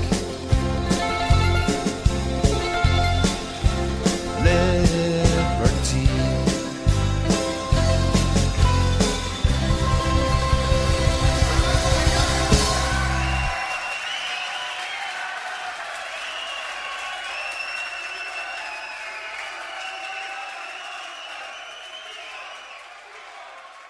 Ladies and gents, welcome back to Celtic Dream Show. I'd like to welcome into the chat. I think we've got everybody, but our man Simmy's went missing. We've got Paulie. How you doing, pal? How you doing, Trips? How you doing, Dreamer? And I'll tell you what, mate. Cheers for last Friday, Paulie.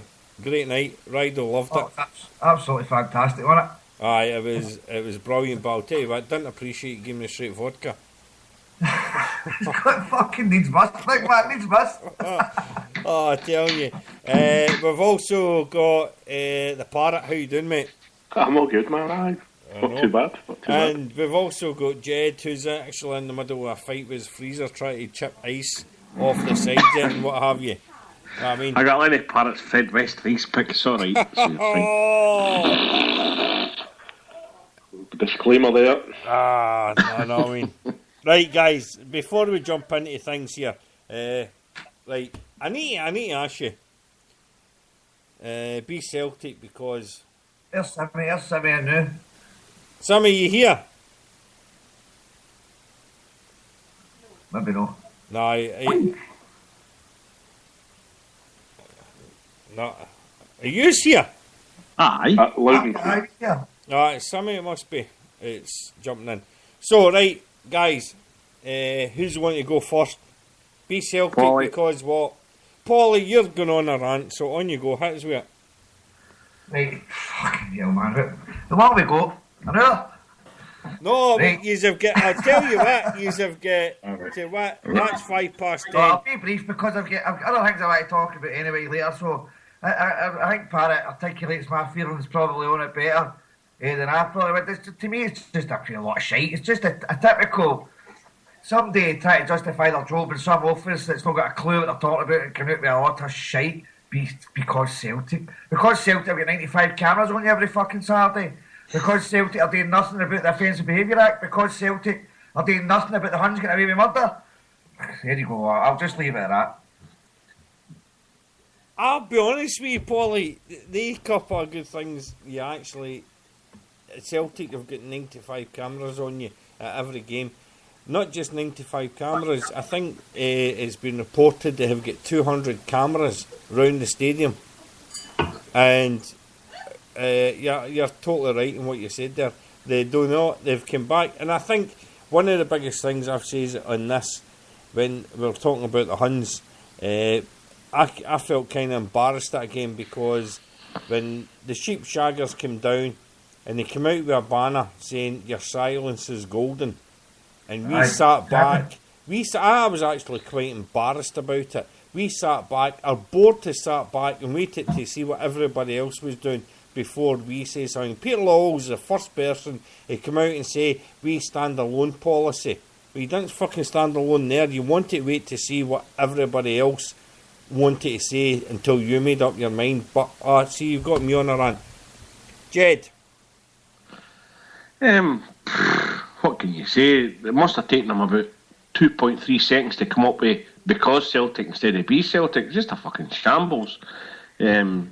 Listen, last year, if you mind, Paulie, I said to you, I urged you to renew, and I wanted as many folk as possible to renew. I'm not urging anybody to renew this year.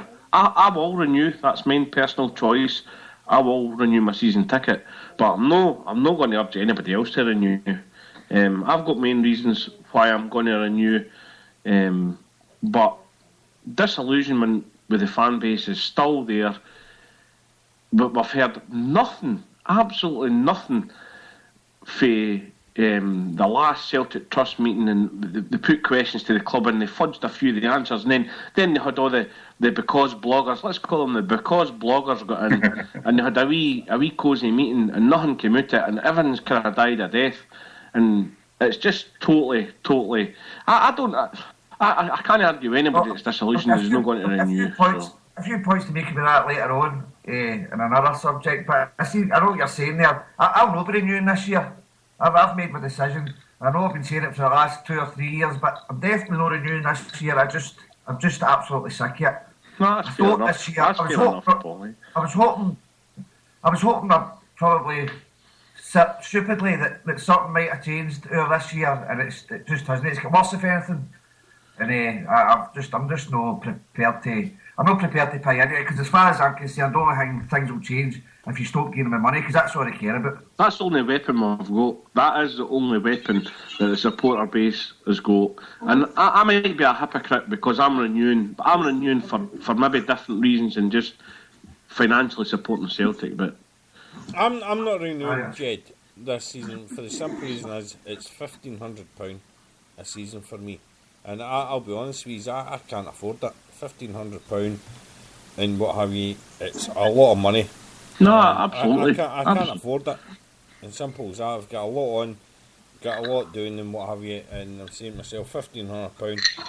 I think I'm going to be taking the Pirates view. If I'm being honest with you guys, no. What the Pirates, I know, like you just God help you. You're going to take the Pirates view? No, I think what the Pirates says is go a couple of away games. If we say to ourselves, right, if we can maybe get to a Champions League game and what have you, and cost the family £800-900 or spending one, what have you, that's what we'll do, and pick a couple of home games, pick a couple of away games. I'm happy with that because we can't. See the just to reiterate what the guys are saying. I mean, this because Celtic. This for me just shows it's a bigger picture. It's not a phrase. It's we look at the merchandise that's been released, and within a month it's in the sale rack. You look at the championship T-shirts that are already on Did you sale. get your 1 week email? By the way? I don't get any emails. I think that's why I'm so angry on Twitter. You know me. I was laughing and thinking. I got to know. It's funny, that's the first person I thought he was part of the team. I don't get any of them. Just imagine every onesie you buy gives John Reid money to go to the defence sale places in Afghanistan and get some second-hand fucking Predator drones to fly over the fans next season. I burst out laughing when I got it. Like I was just like, this Stevie up and going off his fucking head. No, I don't get any. I don't get any sort of. I get the odd email about tickets, etc. But I don't get any. Maybe they're wise enough not to say me anything. You know, I don't know. I took the kids to, and I got them. It was free tickets. I just had to pay for mine and Ross's ticket, and it still cost me £100 not with the tickets, but by the time I took them through and had a couple of pints and a McDonald's and all the rest of it, right? So that's £100. So I think it's I think, and obviously, right, I know I'm having a bit of a Jerusalem moment, but the club have got some great things going. No, with the student tickets and all that, and the cheap tickets for the couple of games coming up, it's be commended. But my biggest gripe is now, nobody take this the wrong way. If you've got a wee stone outside the ground, God bless you and all that, and everybody that's in there, but see every day these pictures of bricks. Oh, it's coming on. Oh, it's coming on. The Baldy's no picking his arse face in that building today. It's coming on. And I've sold it. Who was it that posted the one? Ernie, right, now, no disrespect to the boy who's doing the job, we all know he's doing and all that, being the liaison officer. Right, and I know he's doing a great thing, and I know it's great for people overseas to see pictures of how every day the stadium's coming on. And I know there's a lot of fans doing it, I mean, myself included, I put a few pictures up, but I would be more concerned about trying to organise buses to be on the bricks to take folk to Murrayfield instead of taking pictures of, oh, there's that Baldy moving that brick, let's take a picture and be Celtic it out. You know, I've seen, to give everybody an update, Ernie'd obviously asked me a few weeks ago to see what was going on. I've had a wee nose about, and the club are still portraying the line that they're finding it very difficult to get any sort of vehicles for Murrayfield. And I think it's going to be a case of last minute Charlie's saying to season tickets. No, if a football team, a world class football team, can't get a hold of coaches or travelling stock to get to an arena, what chances Shaky Shug for the suicide with a supporters bus and a Nokia mobile phone got? Sure, they could get a hold of parts of Hamilton who are fucking strike breakers and could be fucking anything they wanted during the miners' strike today, fucking anything they wanted if they give them enough cash, like. Exactly, Simmy. If you pay enough money, you'll get as many. Get in there, mate. Well, they did. They fucking did. You know what I mean? Oh, you're quite right. Get right in there. First guy will go see, let's get the coats on. Well, there's no getting away from it. The fucking parts of Hamilton are scab bastards, and they did. That's what they did during the miners. Celtic used parts of Hamilton for years after that. I know. I said nothing about it as well. Jed, what have you got to say there, mate? No, just a kind of green with some of there that see this about going to Murrayfield. See if Celtic paid any bus company. See if they go to First Bus and say, right, we want 40 buses, and we'll get the ease deals. There you go. Steady. Sammy's on form You're tonight. going to wear an asbestos onesie and the bus through. Oh, but you maybe get the special bus through. Sammy, you get We'll go down the road of the ease deals, but you know what I'm saying? If Celtic say, right, we need 40 buses, and we'll give how much you want, right, £4.5 a bus, right, fire in, you'll get them. It's the will to do it. And listen, they've not got the will to do next to fuck all for the support, and that's it. You know what I mean? It's not a big thing though, Parra. If Celtic want to support and say we're going to Murrayfield, see it's costing the club 40 buses at £400 a bus. How much is that in the grand scheme of things? Next to fuck all. Well, Put it in for the support. There's Dundee United went to the SFA today and, basically went to town on them and got subsidised tickets for the Scottish Cup final. Fair play to them. And you're looking saying, well, where does... and we've got somebody, obviously, that works in there, our glorious chief executive, so... You sort of wonder, but I mean, see reference, we're going to see Celtic games. All I would say is, and I said last season I was to get back, and obviously, Fretton's very close to us at Lightwear and Bucket Hats sort of were given the green light that everything was alright and we were all going to be good together. And I went back in on the strength for that, and I was the same. The unfortunate thing we're going to face is I don't sing Rebel songs. I couldn't even sing a Rebel song. I mean, my country's far, far away and everybody listens to Boney M. But the problem is that if the people who stood in 111, if the people who are Republican leaning, the left wing, don't go next season, don't think that Sir Stephen House is going to have he's got his budget, he's got his £10 million, he's got his camera units, and we've seen since the game against Partick Thistle on New Year's Day, the difference in that stadia treatment of fans. So, go for the odd game. I'll be still going to the odd game. I'll be paying in by. But everybody's it's in a parallel tangent because everybody's laughing at the zombies we are doing. But at the end of the day, we gave Celtic £400, £500 last season. We were promised a Champions League standard striker, still waiting in one. And what happened? And I think everybody this season get very angry and frustrated. So it's pointless battering on about it. If you're going to be there next year, be Celtic and batter in. I think it's great that. I don't think you can quite say that though, Parrot, and I mean that in all respect, because I don't believe that, but I'll be renewing, and which is fair enough, Jed. But I'm not saying it's because I believe in be Celtic or hang me. I'm doing it because the boys I've went with for years, and I'll put my hands up and say, see half the games, I'll probably not even win the game because I'll either stay in the CSA or go into the London Road Tavern. Oh no, I'm not. I don't mean that. I'm not meaning that flippantly or anything, and I don't see myself as not going to the games. My youngest brother, who doesn't use social media, it's exactly the same boat. He went, do you know what? I'm fed up with the zombies getting away with murder. Our club doing nothing. So probably for the first time in 30 years. There'll be none of my family going to that stadium on a weekly basis, which probably a bit like Paul's. It's a big thing, I don't use this lightly, but I think it hurts guys like myself to see guys like you and Paul who are Celtic to the core no going. But I think that should be the bigger worry for the club than anything else. I think it's very interesting. People like yourselves aren't going to go. I think it's. Listen, I'll tell you something now, right? See if Paul doesn't go. I'll miss the dancing, like. The fiend Fred Astaire, I've not spoken to him since it. What Are you imagining, you look at the way Alex Salmon, you look at the way the Scottish Parliament bent over backwards to try and save the zombies, you look at the way Alex Salmon was coming out and flippantly sort of moving the lines with UEFA about politicians getting involved in football. Can you imagine 30,000 season ticket holders say to Celtic, unless you get rid of that offensive behaviour act, we're not coming back? But that's maybe what's going to happen, though. And that's how I said when I was at the last Trust meeting with Arthur. Well, no, obviously the Trust chaired it. It was just a general Celtic fan meeting. And I said, when we all get together in May, don't we know, everybody sits in a room and we'll get together. And if you were to say to Peter, because obviously it took the fact that 200 folk sat in a room with disregard, we didn't matter because there's a million fans on Facebook and there's 160,000 on Twitter. So if 200 folks say, do you know what? Nah, you're all right. You know what? I mean, Celtic to me is the people that sit in the stadium.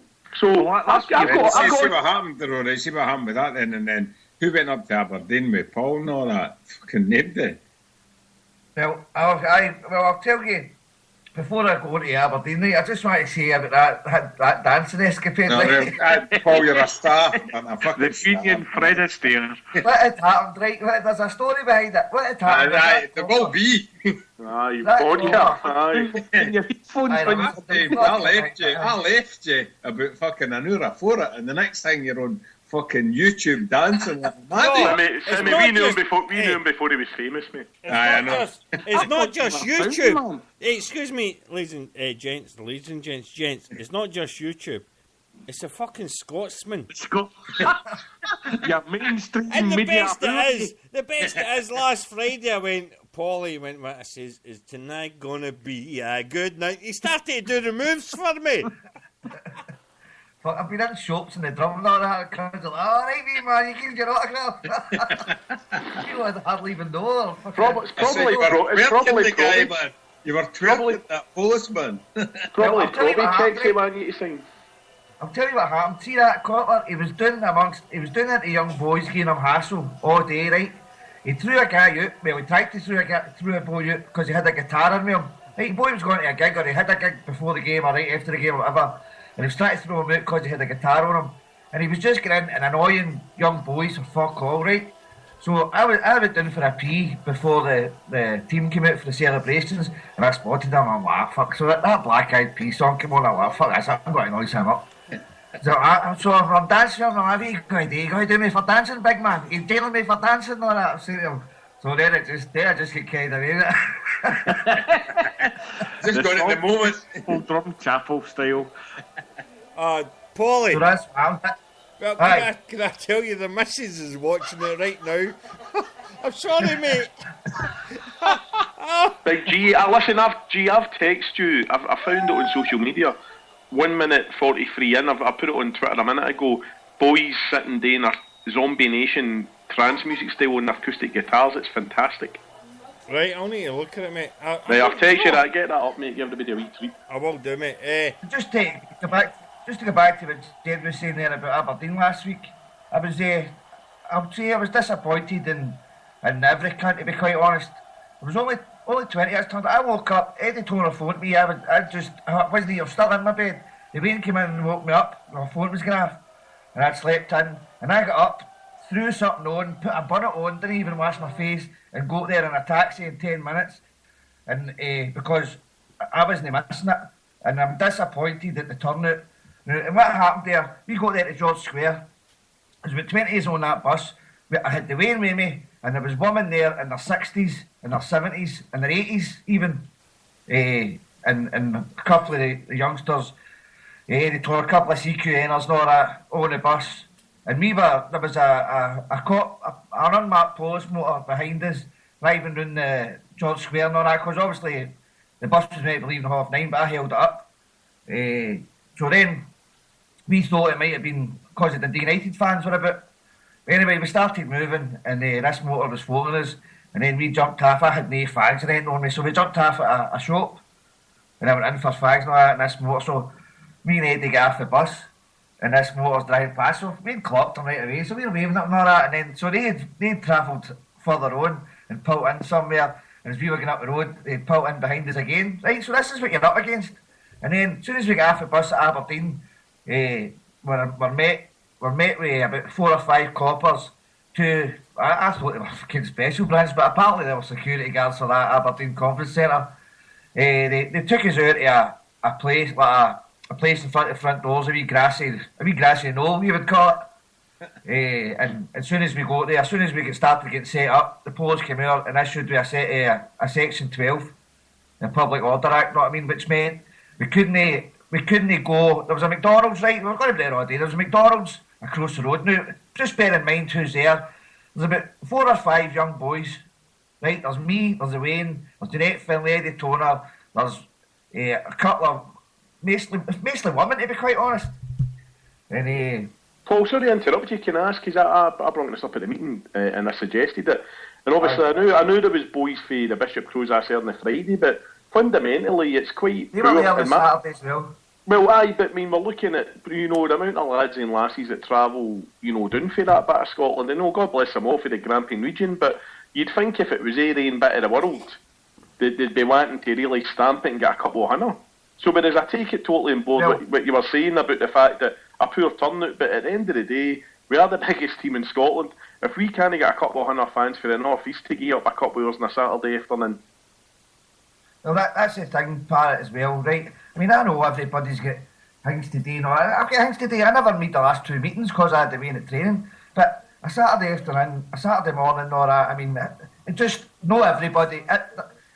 More people could have made it. There's no doubt about it. More people could have made it. Only each individual knows themselves if they could have made it or no, and that's up to themselves. But I'm coming back, and we're coming home, and don't get me wrong, it was a buzz. I mean, we were up, and we gave them their character. Don't get me wrong, and my presence was felt. It was felt big time. Paul, I'm glad your presence felt, and I totally agree with you. If people could have made it, well, they know. The thing is, but I've got to agree with Parrot. People up there, how many Celtic sports clubs have you got from Dundee? You've got from Aberdeen and what have you. And I tell you what, I found it quite harrowing. I think it was a fella Eddie, Paul, who lives locally up there, and the police pinged him at his house and knew where he'd been. So anybody... That's more a worry than that. Anybody, Well, it wasn't actually his house. They pulled him in the motor. Aye. But they knew where he was going to. And that's a worry, that, by the way. That ties into me. We're talking about the miners right earlier on, and I mean, we're old enough to remember that. It ties in for me, and as I say, what we've got to remember is that it's when the miners were fighting for their livelihoods, right? Fair play, they poor guys and families involved never had a choice. They had to go toe to toe with Thatcher and the Conservative government and every other evil entity. We're talking about Celtic fans paying hundreds of pounds for this.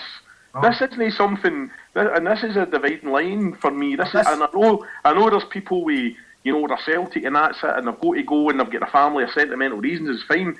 It insults my intelligence to think that I'm going to pay £450 to be under surveillance by over 90 cameras and be treated like a second-class citizen. They can stick their football up their arse. That's exactly it, Parrot. Did you know, I've had a season ticket since 1992. It's going to, see when the letters come through and drop my doormat, it's going to break my heart to know that I'm going to be fucking... Because what I'm going to plan to do is just rip them up, because see if they sit there, I'll end up filling them in. Because I know, I don't want to know renew. I really don't, but it's just went too far. I'm sick. It's one thing after another. It's with the Green Brigade boys, it's with this Offensive Behaviour Act, it's with the police, it's with the Rangers stuff, it's with it's everything. Obviously, we've been on gassing for a while, but I'll just throw one out to you. Is MDLs, firstly, and no disrespect to Big Stan Petrov, right? Love him, every bone in his body. But him and John Hartson, I've no problem with Stan being on the park, God love him. But Hartson? No, what I want to say about that is, as you tweeted earlier, Parrot, the infamous riot at Dundee, where the propaganda and lies that were told finished Hartson for the vast majority of people. If you remember, what happened was that it obviously escalated, and lads were the homeboys, and people would be up at the game and all that, and like, what's going on? And if you remember, Tommy Gold, God love him, the Caliph, praise be upon him, he phoned up the Sun desk, and basically the Sun journalist admitted that it was a ghost-written article. Aye. So MD listening into this, it wasn't aware, I just jumped in it. John Hartson, this article was ghost-written by a journalist at the Sun, and then his name was sealed on it, and basically saying that these people should be kicked out the club and mentioning sectarian songs. Now, I've never heard Celtic fans singing sectarian songs probably in the last 20 years at Celtic Park. And obviously I tweeted the article earlier on, and for me that is an absolute, and somebody I checked through the club's account, and somebody tweeted Celtic, John Clark's retiring this year, a Lisbon Lion. Is that man not due to be out in the middle of that park and get the round of applause that he's due? Instead of some, and listen, I met John Hartson's dad the night before the game in Seville. His dad is Big Tell's an absolute gentleman. John Hartson now is just like the rest of them. They're just absolute media whores. They'll go to an If you work opening for the Sun, though, that's what you deserve. You should be fucking... I agree with that, Simmy. If you're going to get gold threatening and take your cash, you can take it right up the sphincter, you know what I mean? If you're going to take money for the Sun, fuck you, right? I find it quite flippant because within a week, and listen, I'll stand up and I'll applaud the club. The club's performance in the media over the Hillsborough, just as for 96, God rest them, was exemplary. I couldn't fault it, and I went, do you know what? That's the standard our club should be running it all the time. It was absolute faultless, right? Whereas fair play to the chief executive, I'm not a fan of him, but fair play, he was down there representing the club, and you know, God bless him. And I'd a couple of friends actually. They went down for our bus. They went down to the service at Anfield, and one of the boys actually, he's pals with Jamie Carragher on Facebook, and he messaged Big Carragher and he went, listen Jamie, really looking forward to come down, and he went, you're more than welcome, you know we're family, you know, and that's the bond. So whereas I congratulate the club in every aspect here, I find it quite flippant that a few days later, you know, the newspaper that was paramount in the lies and causing so much suffering for their families for 25 years, you know, they poor souls haven't been able to rest because of the putrid pish put out by Kelvin McKenzie and all his shower of shite. Who owned Talk Sport? Aye, of course, Timmy, and we now see that, by the way. And we now see the club inviting a legend in brackets. I mean, he'll never be forgotten for his goal at Anfield, magnificent. But after that, Big John for me is persona non grata. The full-time must all be walking out the grin. I refuse to insult my intelligence seeing that rat hod to present the trophy. Well, look, guys, I'm going to take it away to see the cup because I think it's the least it deserves. Because fuck's sake, we fight for it. But I'm not going to let it spoil my day. I'm not going to let it spoil my day. Paulie, what date's that? I'm not happy. He'll be getting a clap after me, but I'm not going to let it spoil my day. He's just a fucking arsehole as well. So I'm concerned, read Sun stuff and all his Brit loving stuff and all that. It's just, as far as I'm concerned, I'm getting Paul Darnley wives are doing Boulevard before the game. Can I just give one shout out before we end up here? Just one thing, our supporters club player of the year, not player of the year, the end of year kind of fundraiser for our club is next weekend. We're having Paul Larkin in the Horseman and Denny. You're having him? In what way are you having him, like? Behave, Sammy, behave. He's going to do a Q&A on his book, The Celtic versus the Edinburgh Establishment, and we're going to have John Murphy on after him, giving us all the tunes. And if you've never heard John Murphy before, he's a great chanter. And it's going to Neil Moken, Denny, CSC. That's where all the money's going. So anybody that's in the area that listens in or listens back on the podcast, if you want to go, just look at the Facebook page, Neil Moken, Denny, CSC, and drop a line for tickets. And you're more than welcome. It'll be a good Celtic night, a great Celtic night. A lot of people will be there, so you're more than welcome. You get a spare couch? Spare bedroom, Paul. I've got a spare couch. Spare bedroom. I'm gone. I need a rubber mattress, but only if there's some swamping going on, man. Come on. Can I just get on before we go? Just to urge everybody that can make it, the next meeting on the 14th of May at the Supporters Club at London Road. Try and get there, man, because none of us like what's happening, and the only way we're going to do it is if we show some unity and some strength and try and find some answers for somewhere. So the more people are there, the more views we get shared, and the more maybe conclusions we can come to and answers we can get. So try and get there if you can. Right, guys, quickly before Old Motherwell tomorrow, predictions, Parrot. 5-0. Me Pyro. That fucking Pyro. I'm not going. That 6th of December, game of the season for me. Probably, I don't know. 2-0. 2-0. Paulie. I don't give a fuck. I just know that the Lord Jesus Christ will be risen again on Sunday. Away you go, you fucking arsehole, you. Sammy. 5-0. Oh, Jed. To be honest, I don't give a fuck. Our season was finished when Aberdeen put us out the cup, so as long as we win, I'm not going Fuck away you go, yeah. Listen, Big G, I'm only shout out tonight. Wee Oscar, keep fighting, mate. He's, you know what I mean? Go to keep it going. I've got a wee song coming up for the wee guy. Good man, mate. But, you know, I'm going to have... I've got next 3 songs coming up just for people on... Better hear the Lonely Barris Random, man, I tell you the new. Sammy. A big shout out, and a final shout out to the Firenod lads who were on the Sunset on the golf course, and a certain refugee from Drumchapel ended up the big bus drinking Blue Nun and the way down.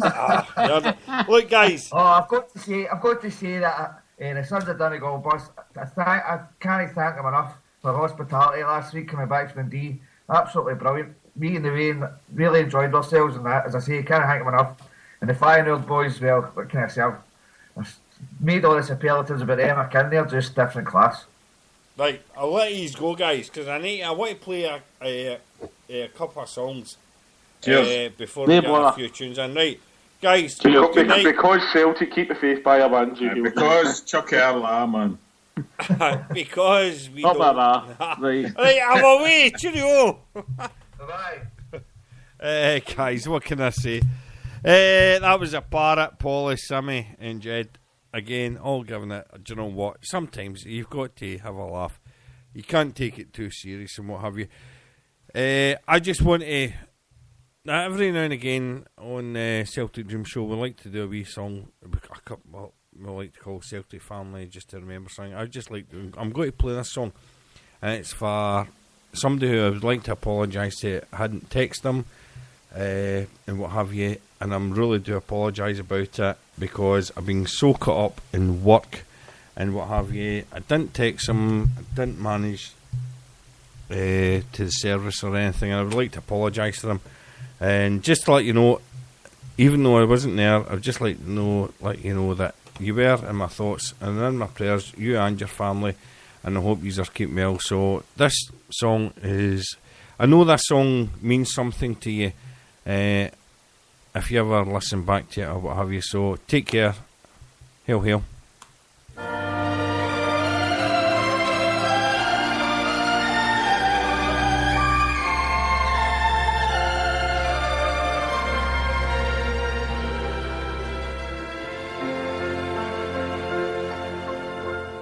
A certain smile,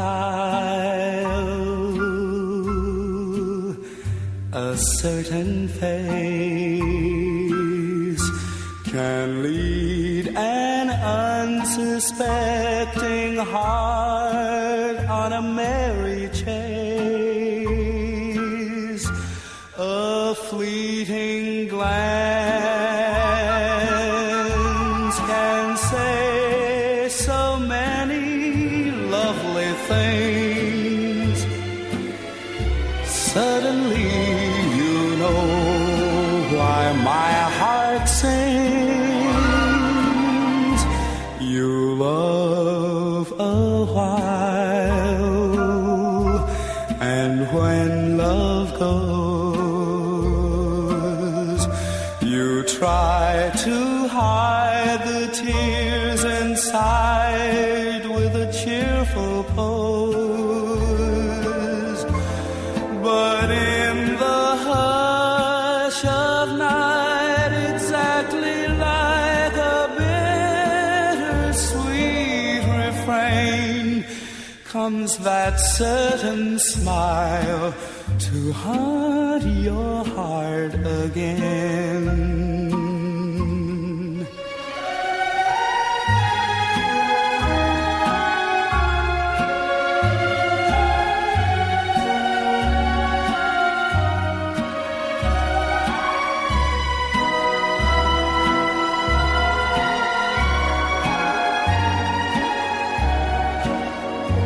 But in the hush of night, exactly like a bittersweet refrain, comes that certain smile to haunt your heart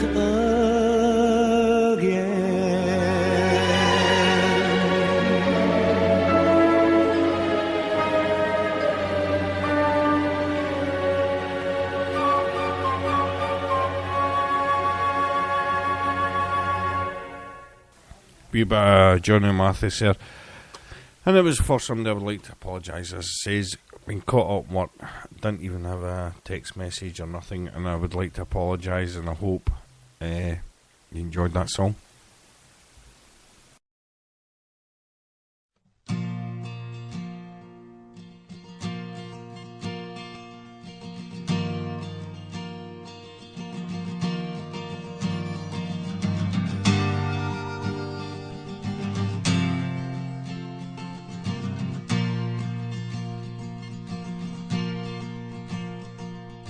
We shall overcome. We shall overcome. We shall overcome someday.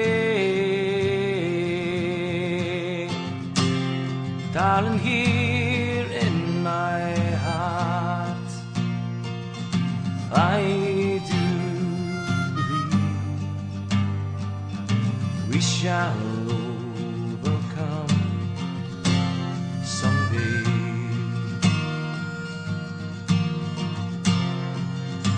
We walk hand in hand. We'll walk hand in hand. We'll walk hand in hand someday. Darling, here in my heart, I do believe we'll walk hand in hand someday. And we are not afraid. We are not afraid. We are not afraid today. Darling, here in my heart, I do believe, and we are not afraid today.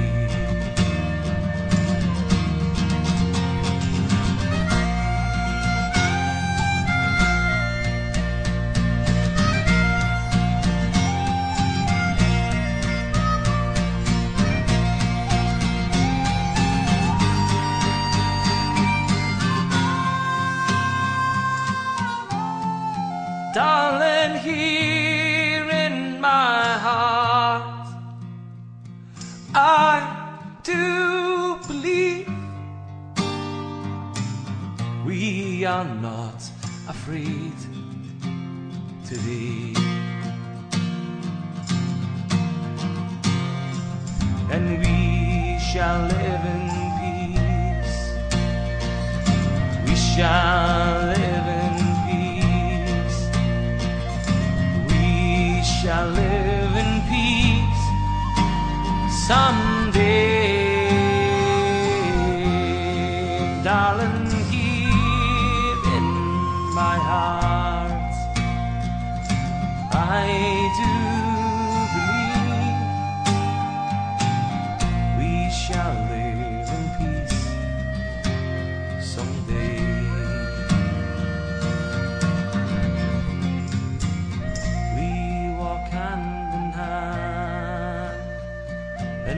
Shall overcome, and we shall live in peace someday. And I know here in my heart, I do believe we'll walk hand in hand someday.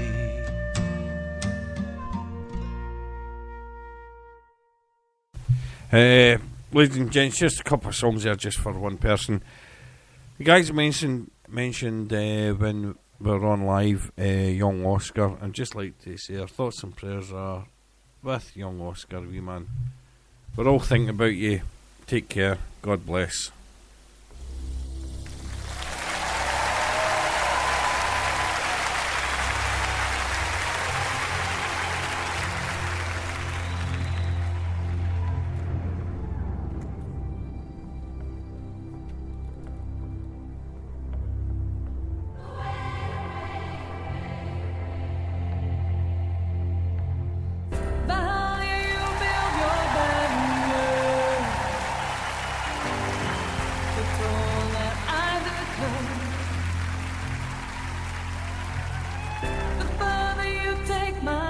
say way.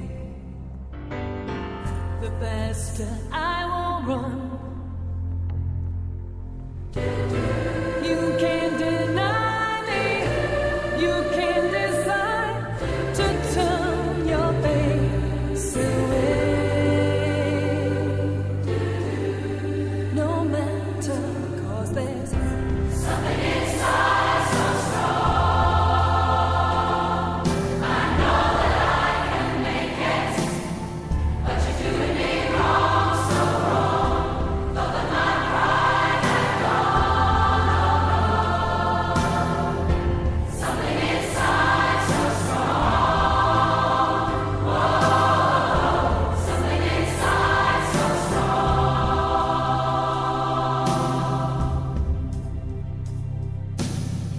The more you refuse to hear my voice,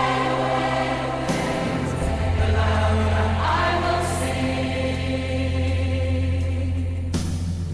You hide the walls of Jericho, your eyes come tumbling. Deny my place and time, you spoil the wealth that's mine. My light will shine so brightly around you, 'cause there's something inside so strong. I know that I can make it, but you're doing me wrong, so wrong. Though that my pride had gone, something inside so strong. Whoa, something inside so strong.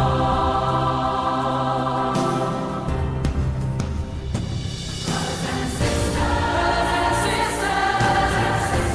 please, we must not be alone.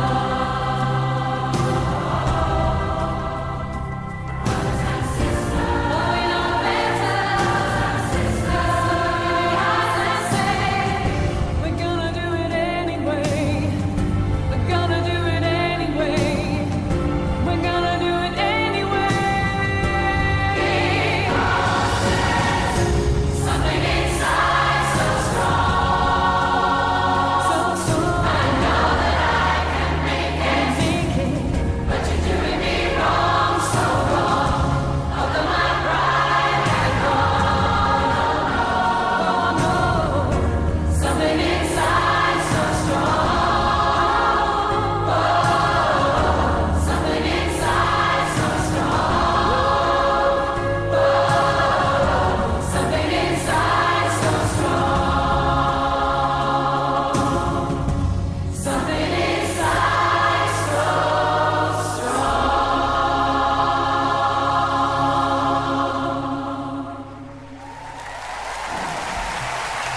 Ladies and gents, what can you say to that? Song there by Rock Choir, Something Inside So Strong. And that was just for wee Oscar. We're thinking about you, wee man. God bless. Hail, hail. Keep the faith.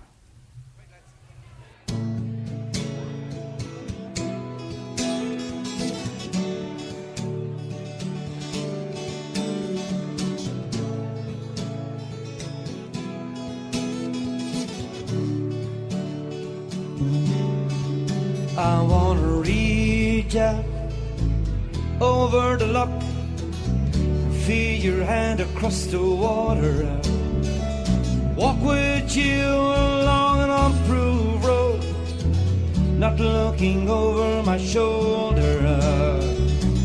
I wanna see, I wanna hear, to understand your fear. Now it's north, south of the river.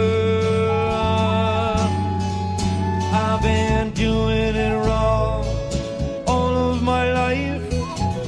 This holy town has won me over. The man on the run for what he didn't understand, as the wind from the loch grew colder and colder.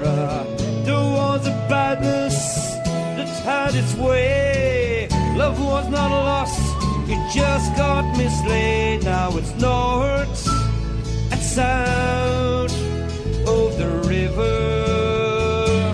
North and south of the river.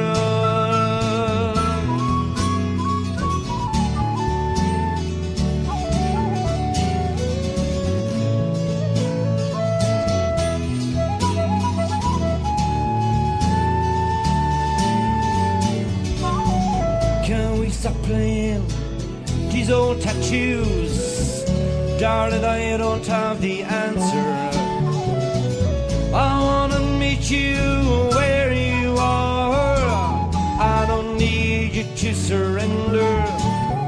Just no feeling so alone when the one you're hurting is your own. Now it's north and south of the river. North and south of the river.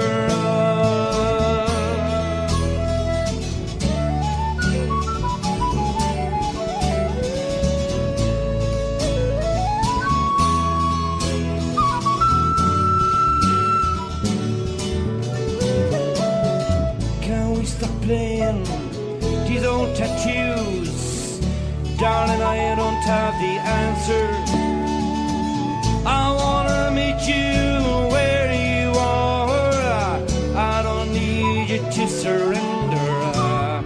Just no feeling so low when the one you're hurting is your own. Now it's north and south of the river. Just some high ground, not worth taking. Some connections, they're not worth making. Just an old church bell, no longer ringing. Some old songs, they're not worth singing. Now it's north and south of the river. Side of the river.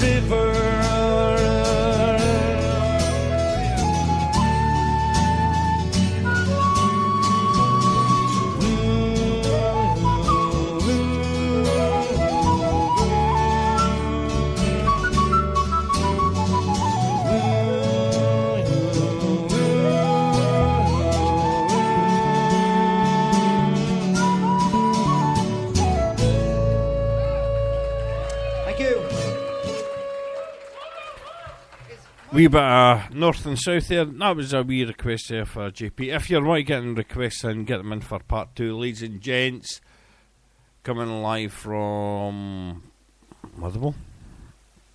Part 2 coming up in about 10 minutes time. Got to play another couple of tunes. Give me, as soon as the show finishes, give me about a minute. Takes me about a minute and a half to get part 2 set up. So if you're wanting to get any requests in, there's no point in putting them in the chat room because I can't see them or what have you. But I need to play this one. Simmy was giving me a wee bit of hard time for not playing this earlier on, so I'll play this one. Finish off with our last song and give me a minute. We'll get Celtic Dreams on part 2 on a Friday night. 'Twas on Good Friday morning, all in the month of May, a German ship was signalling beyond out in the bay. We've 20,000 rifles all ready for to land, but no answering signals did come from the lonely Banner Strand. No signal answers from the shore, Sir Roger sadly said. No comrades here to meet me, alas, they must be dead.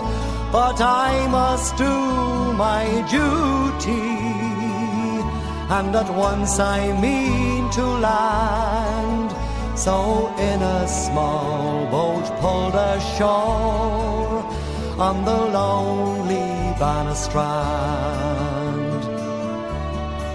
Now the RIC were hunting for Sir Roger high and low. They found him at McKenna's fort. Said they, you are our foe. Said he, I'm Roger Casement.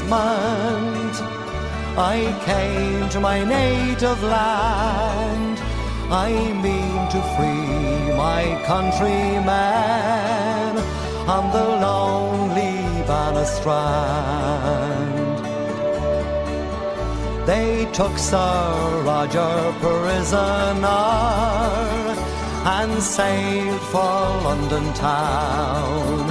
And in the Tower they laid him, a traitor to the crown.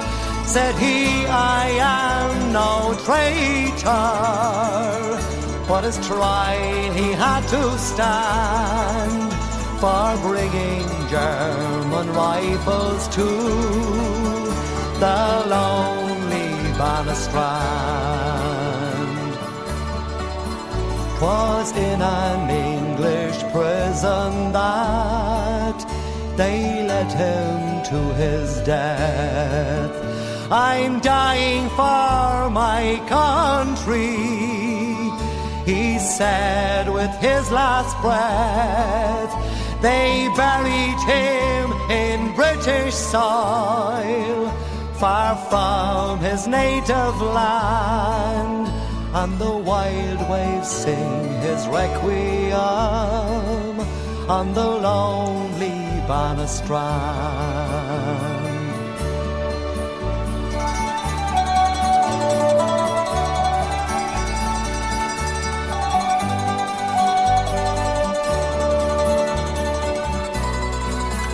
They took Sir Roger home again in the year of 65, and with his comrades of 16 in peace and tranquil lives, his last fond wish it is fulfilled, for to lie in his native land, and the waves will roll in peace again on the lonely Banna Strand. There you go, Sammy, that was for you, mate. Since you've been giving me a hard time about it, and that's a pint you owe me in Wigan. 2 weeks tonight, we'll be giving it a loud Wigan, here we come. Ladies and gents, give me, after this song, our final song for tonight, give me about 2 minutes max, and we'll have a wee song on for you. If you want to get a request on for the part 2, get it on Celticdreams 12 on Twitter. Hail, hail. If you're not going to join us on our side, good night, God bless, take care. Hail, hail, keep faith, Jockella.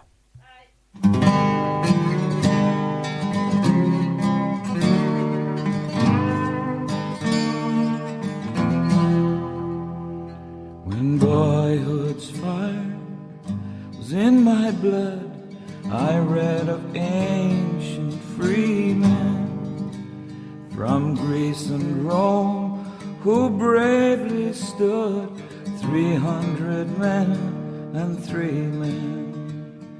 And then I prayed I yet might see our fetters rent in twain, and Ireland long a province be, nation once again. From that time, through wildest woe, that hope has shone a far light, nor could love's brightest summer glow outshine that solemn starlight. It seemed to watch above my head in forum, field and fane, its angel voice rang round my head. A nation once again, a nation once again, a nation once again. Ireland long a province be, a nation once again.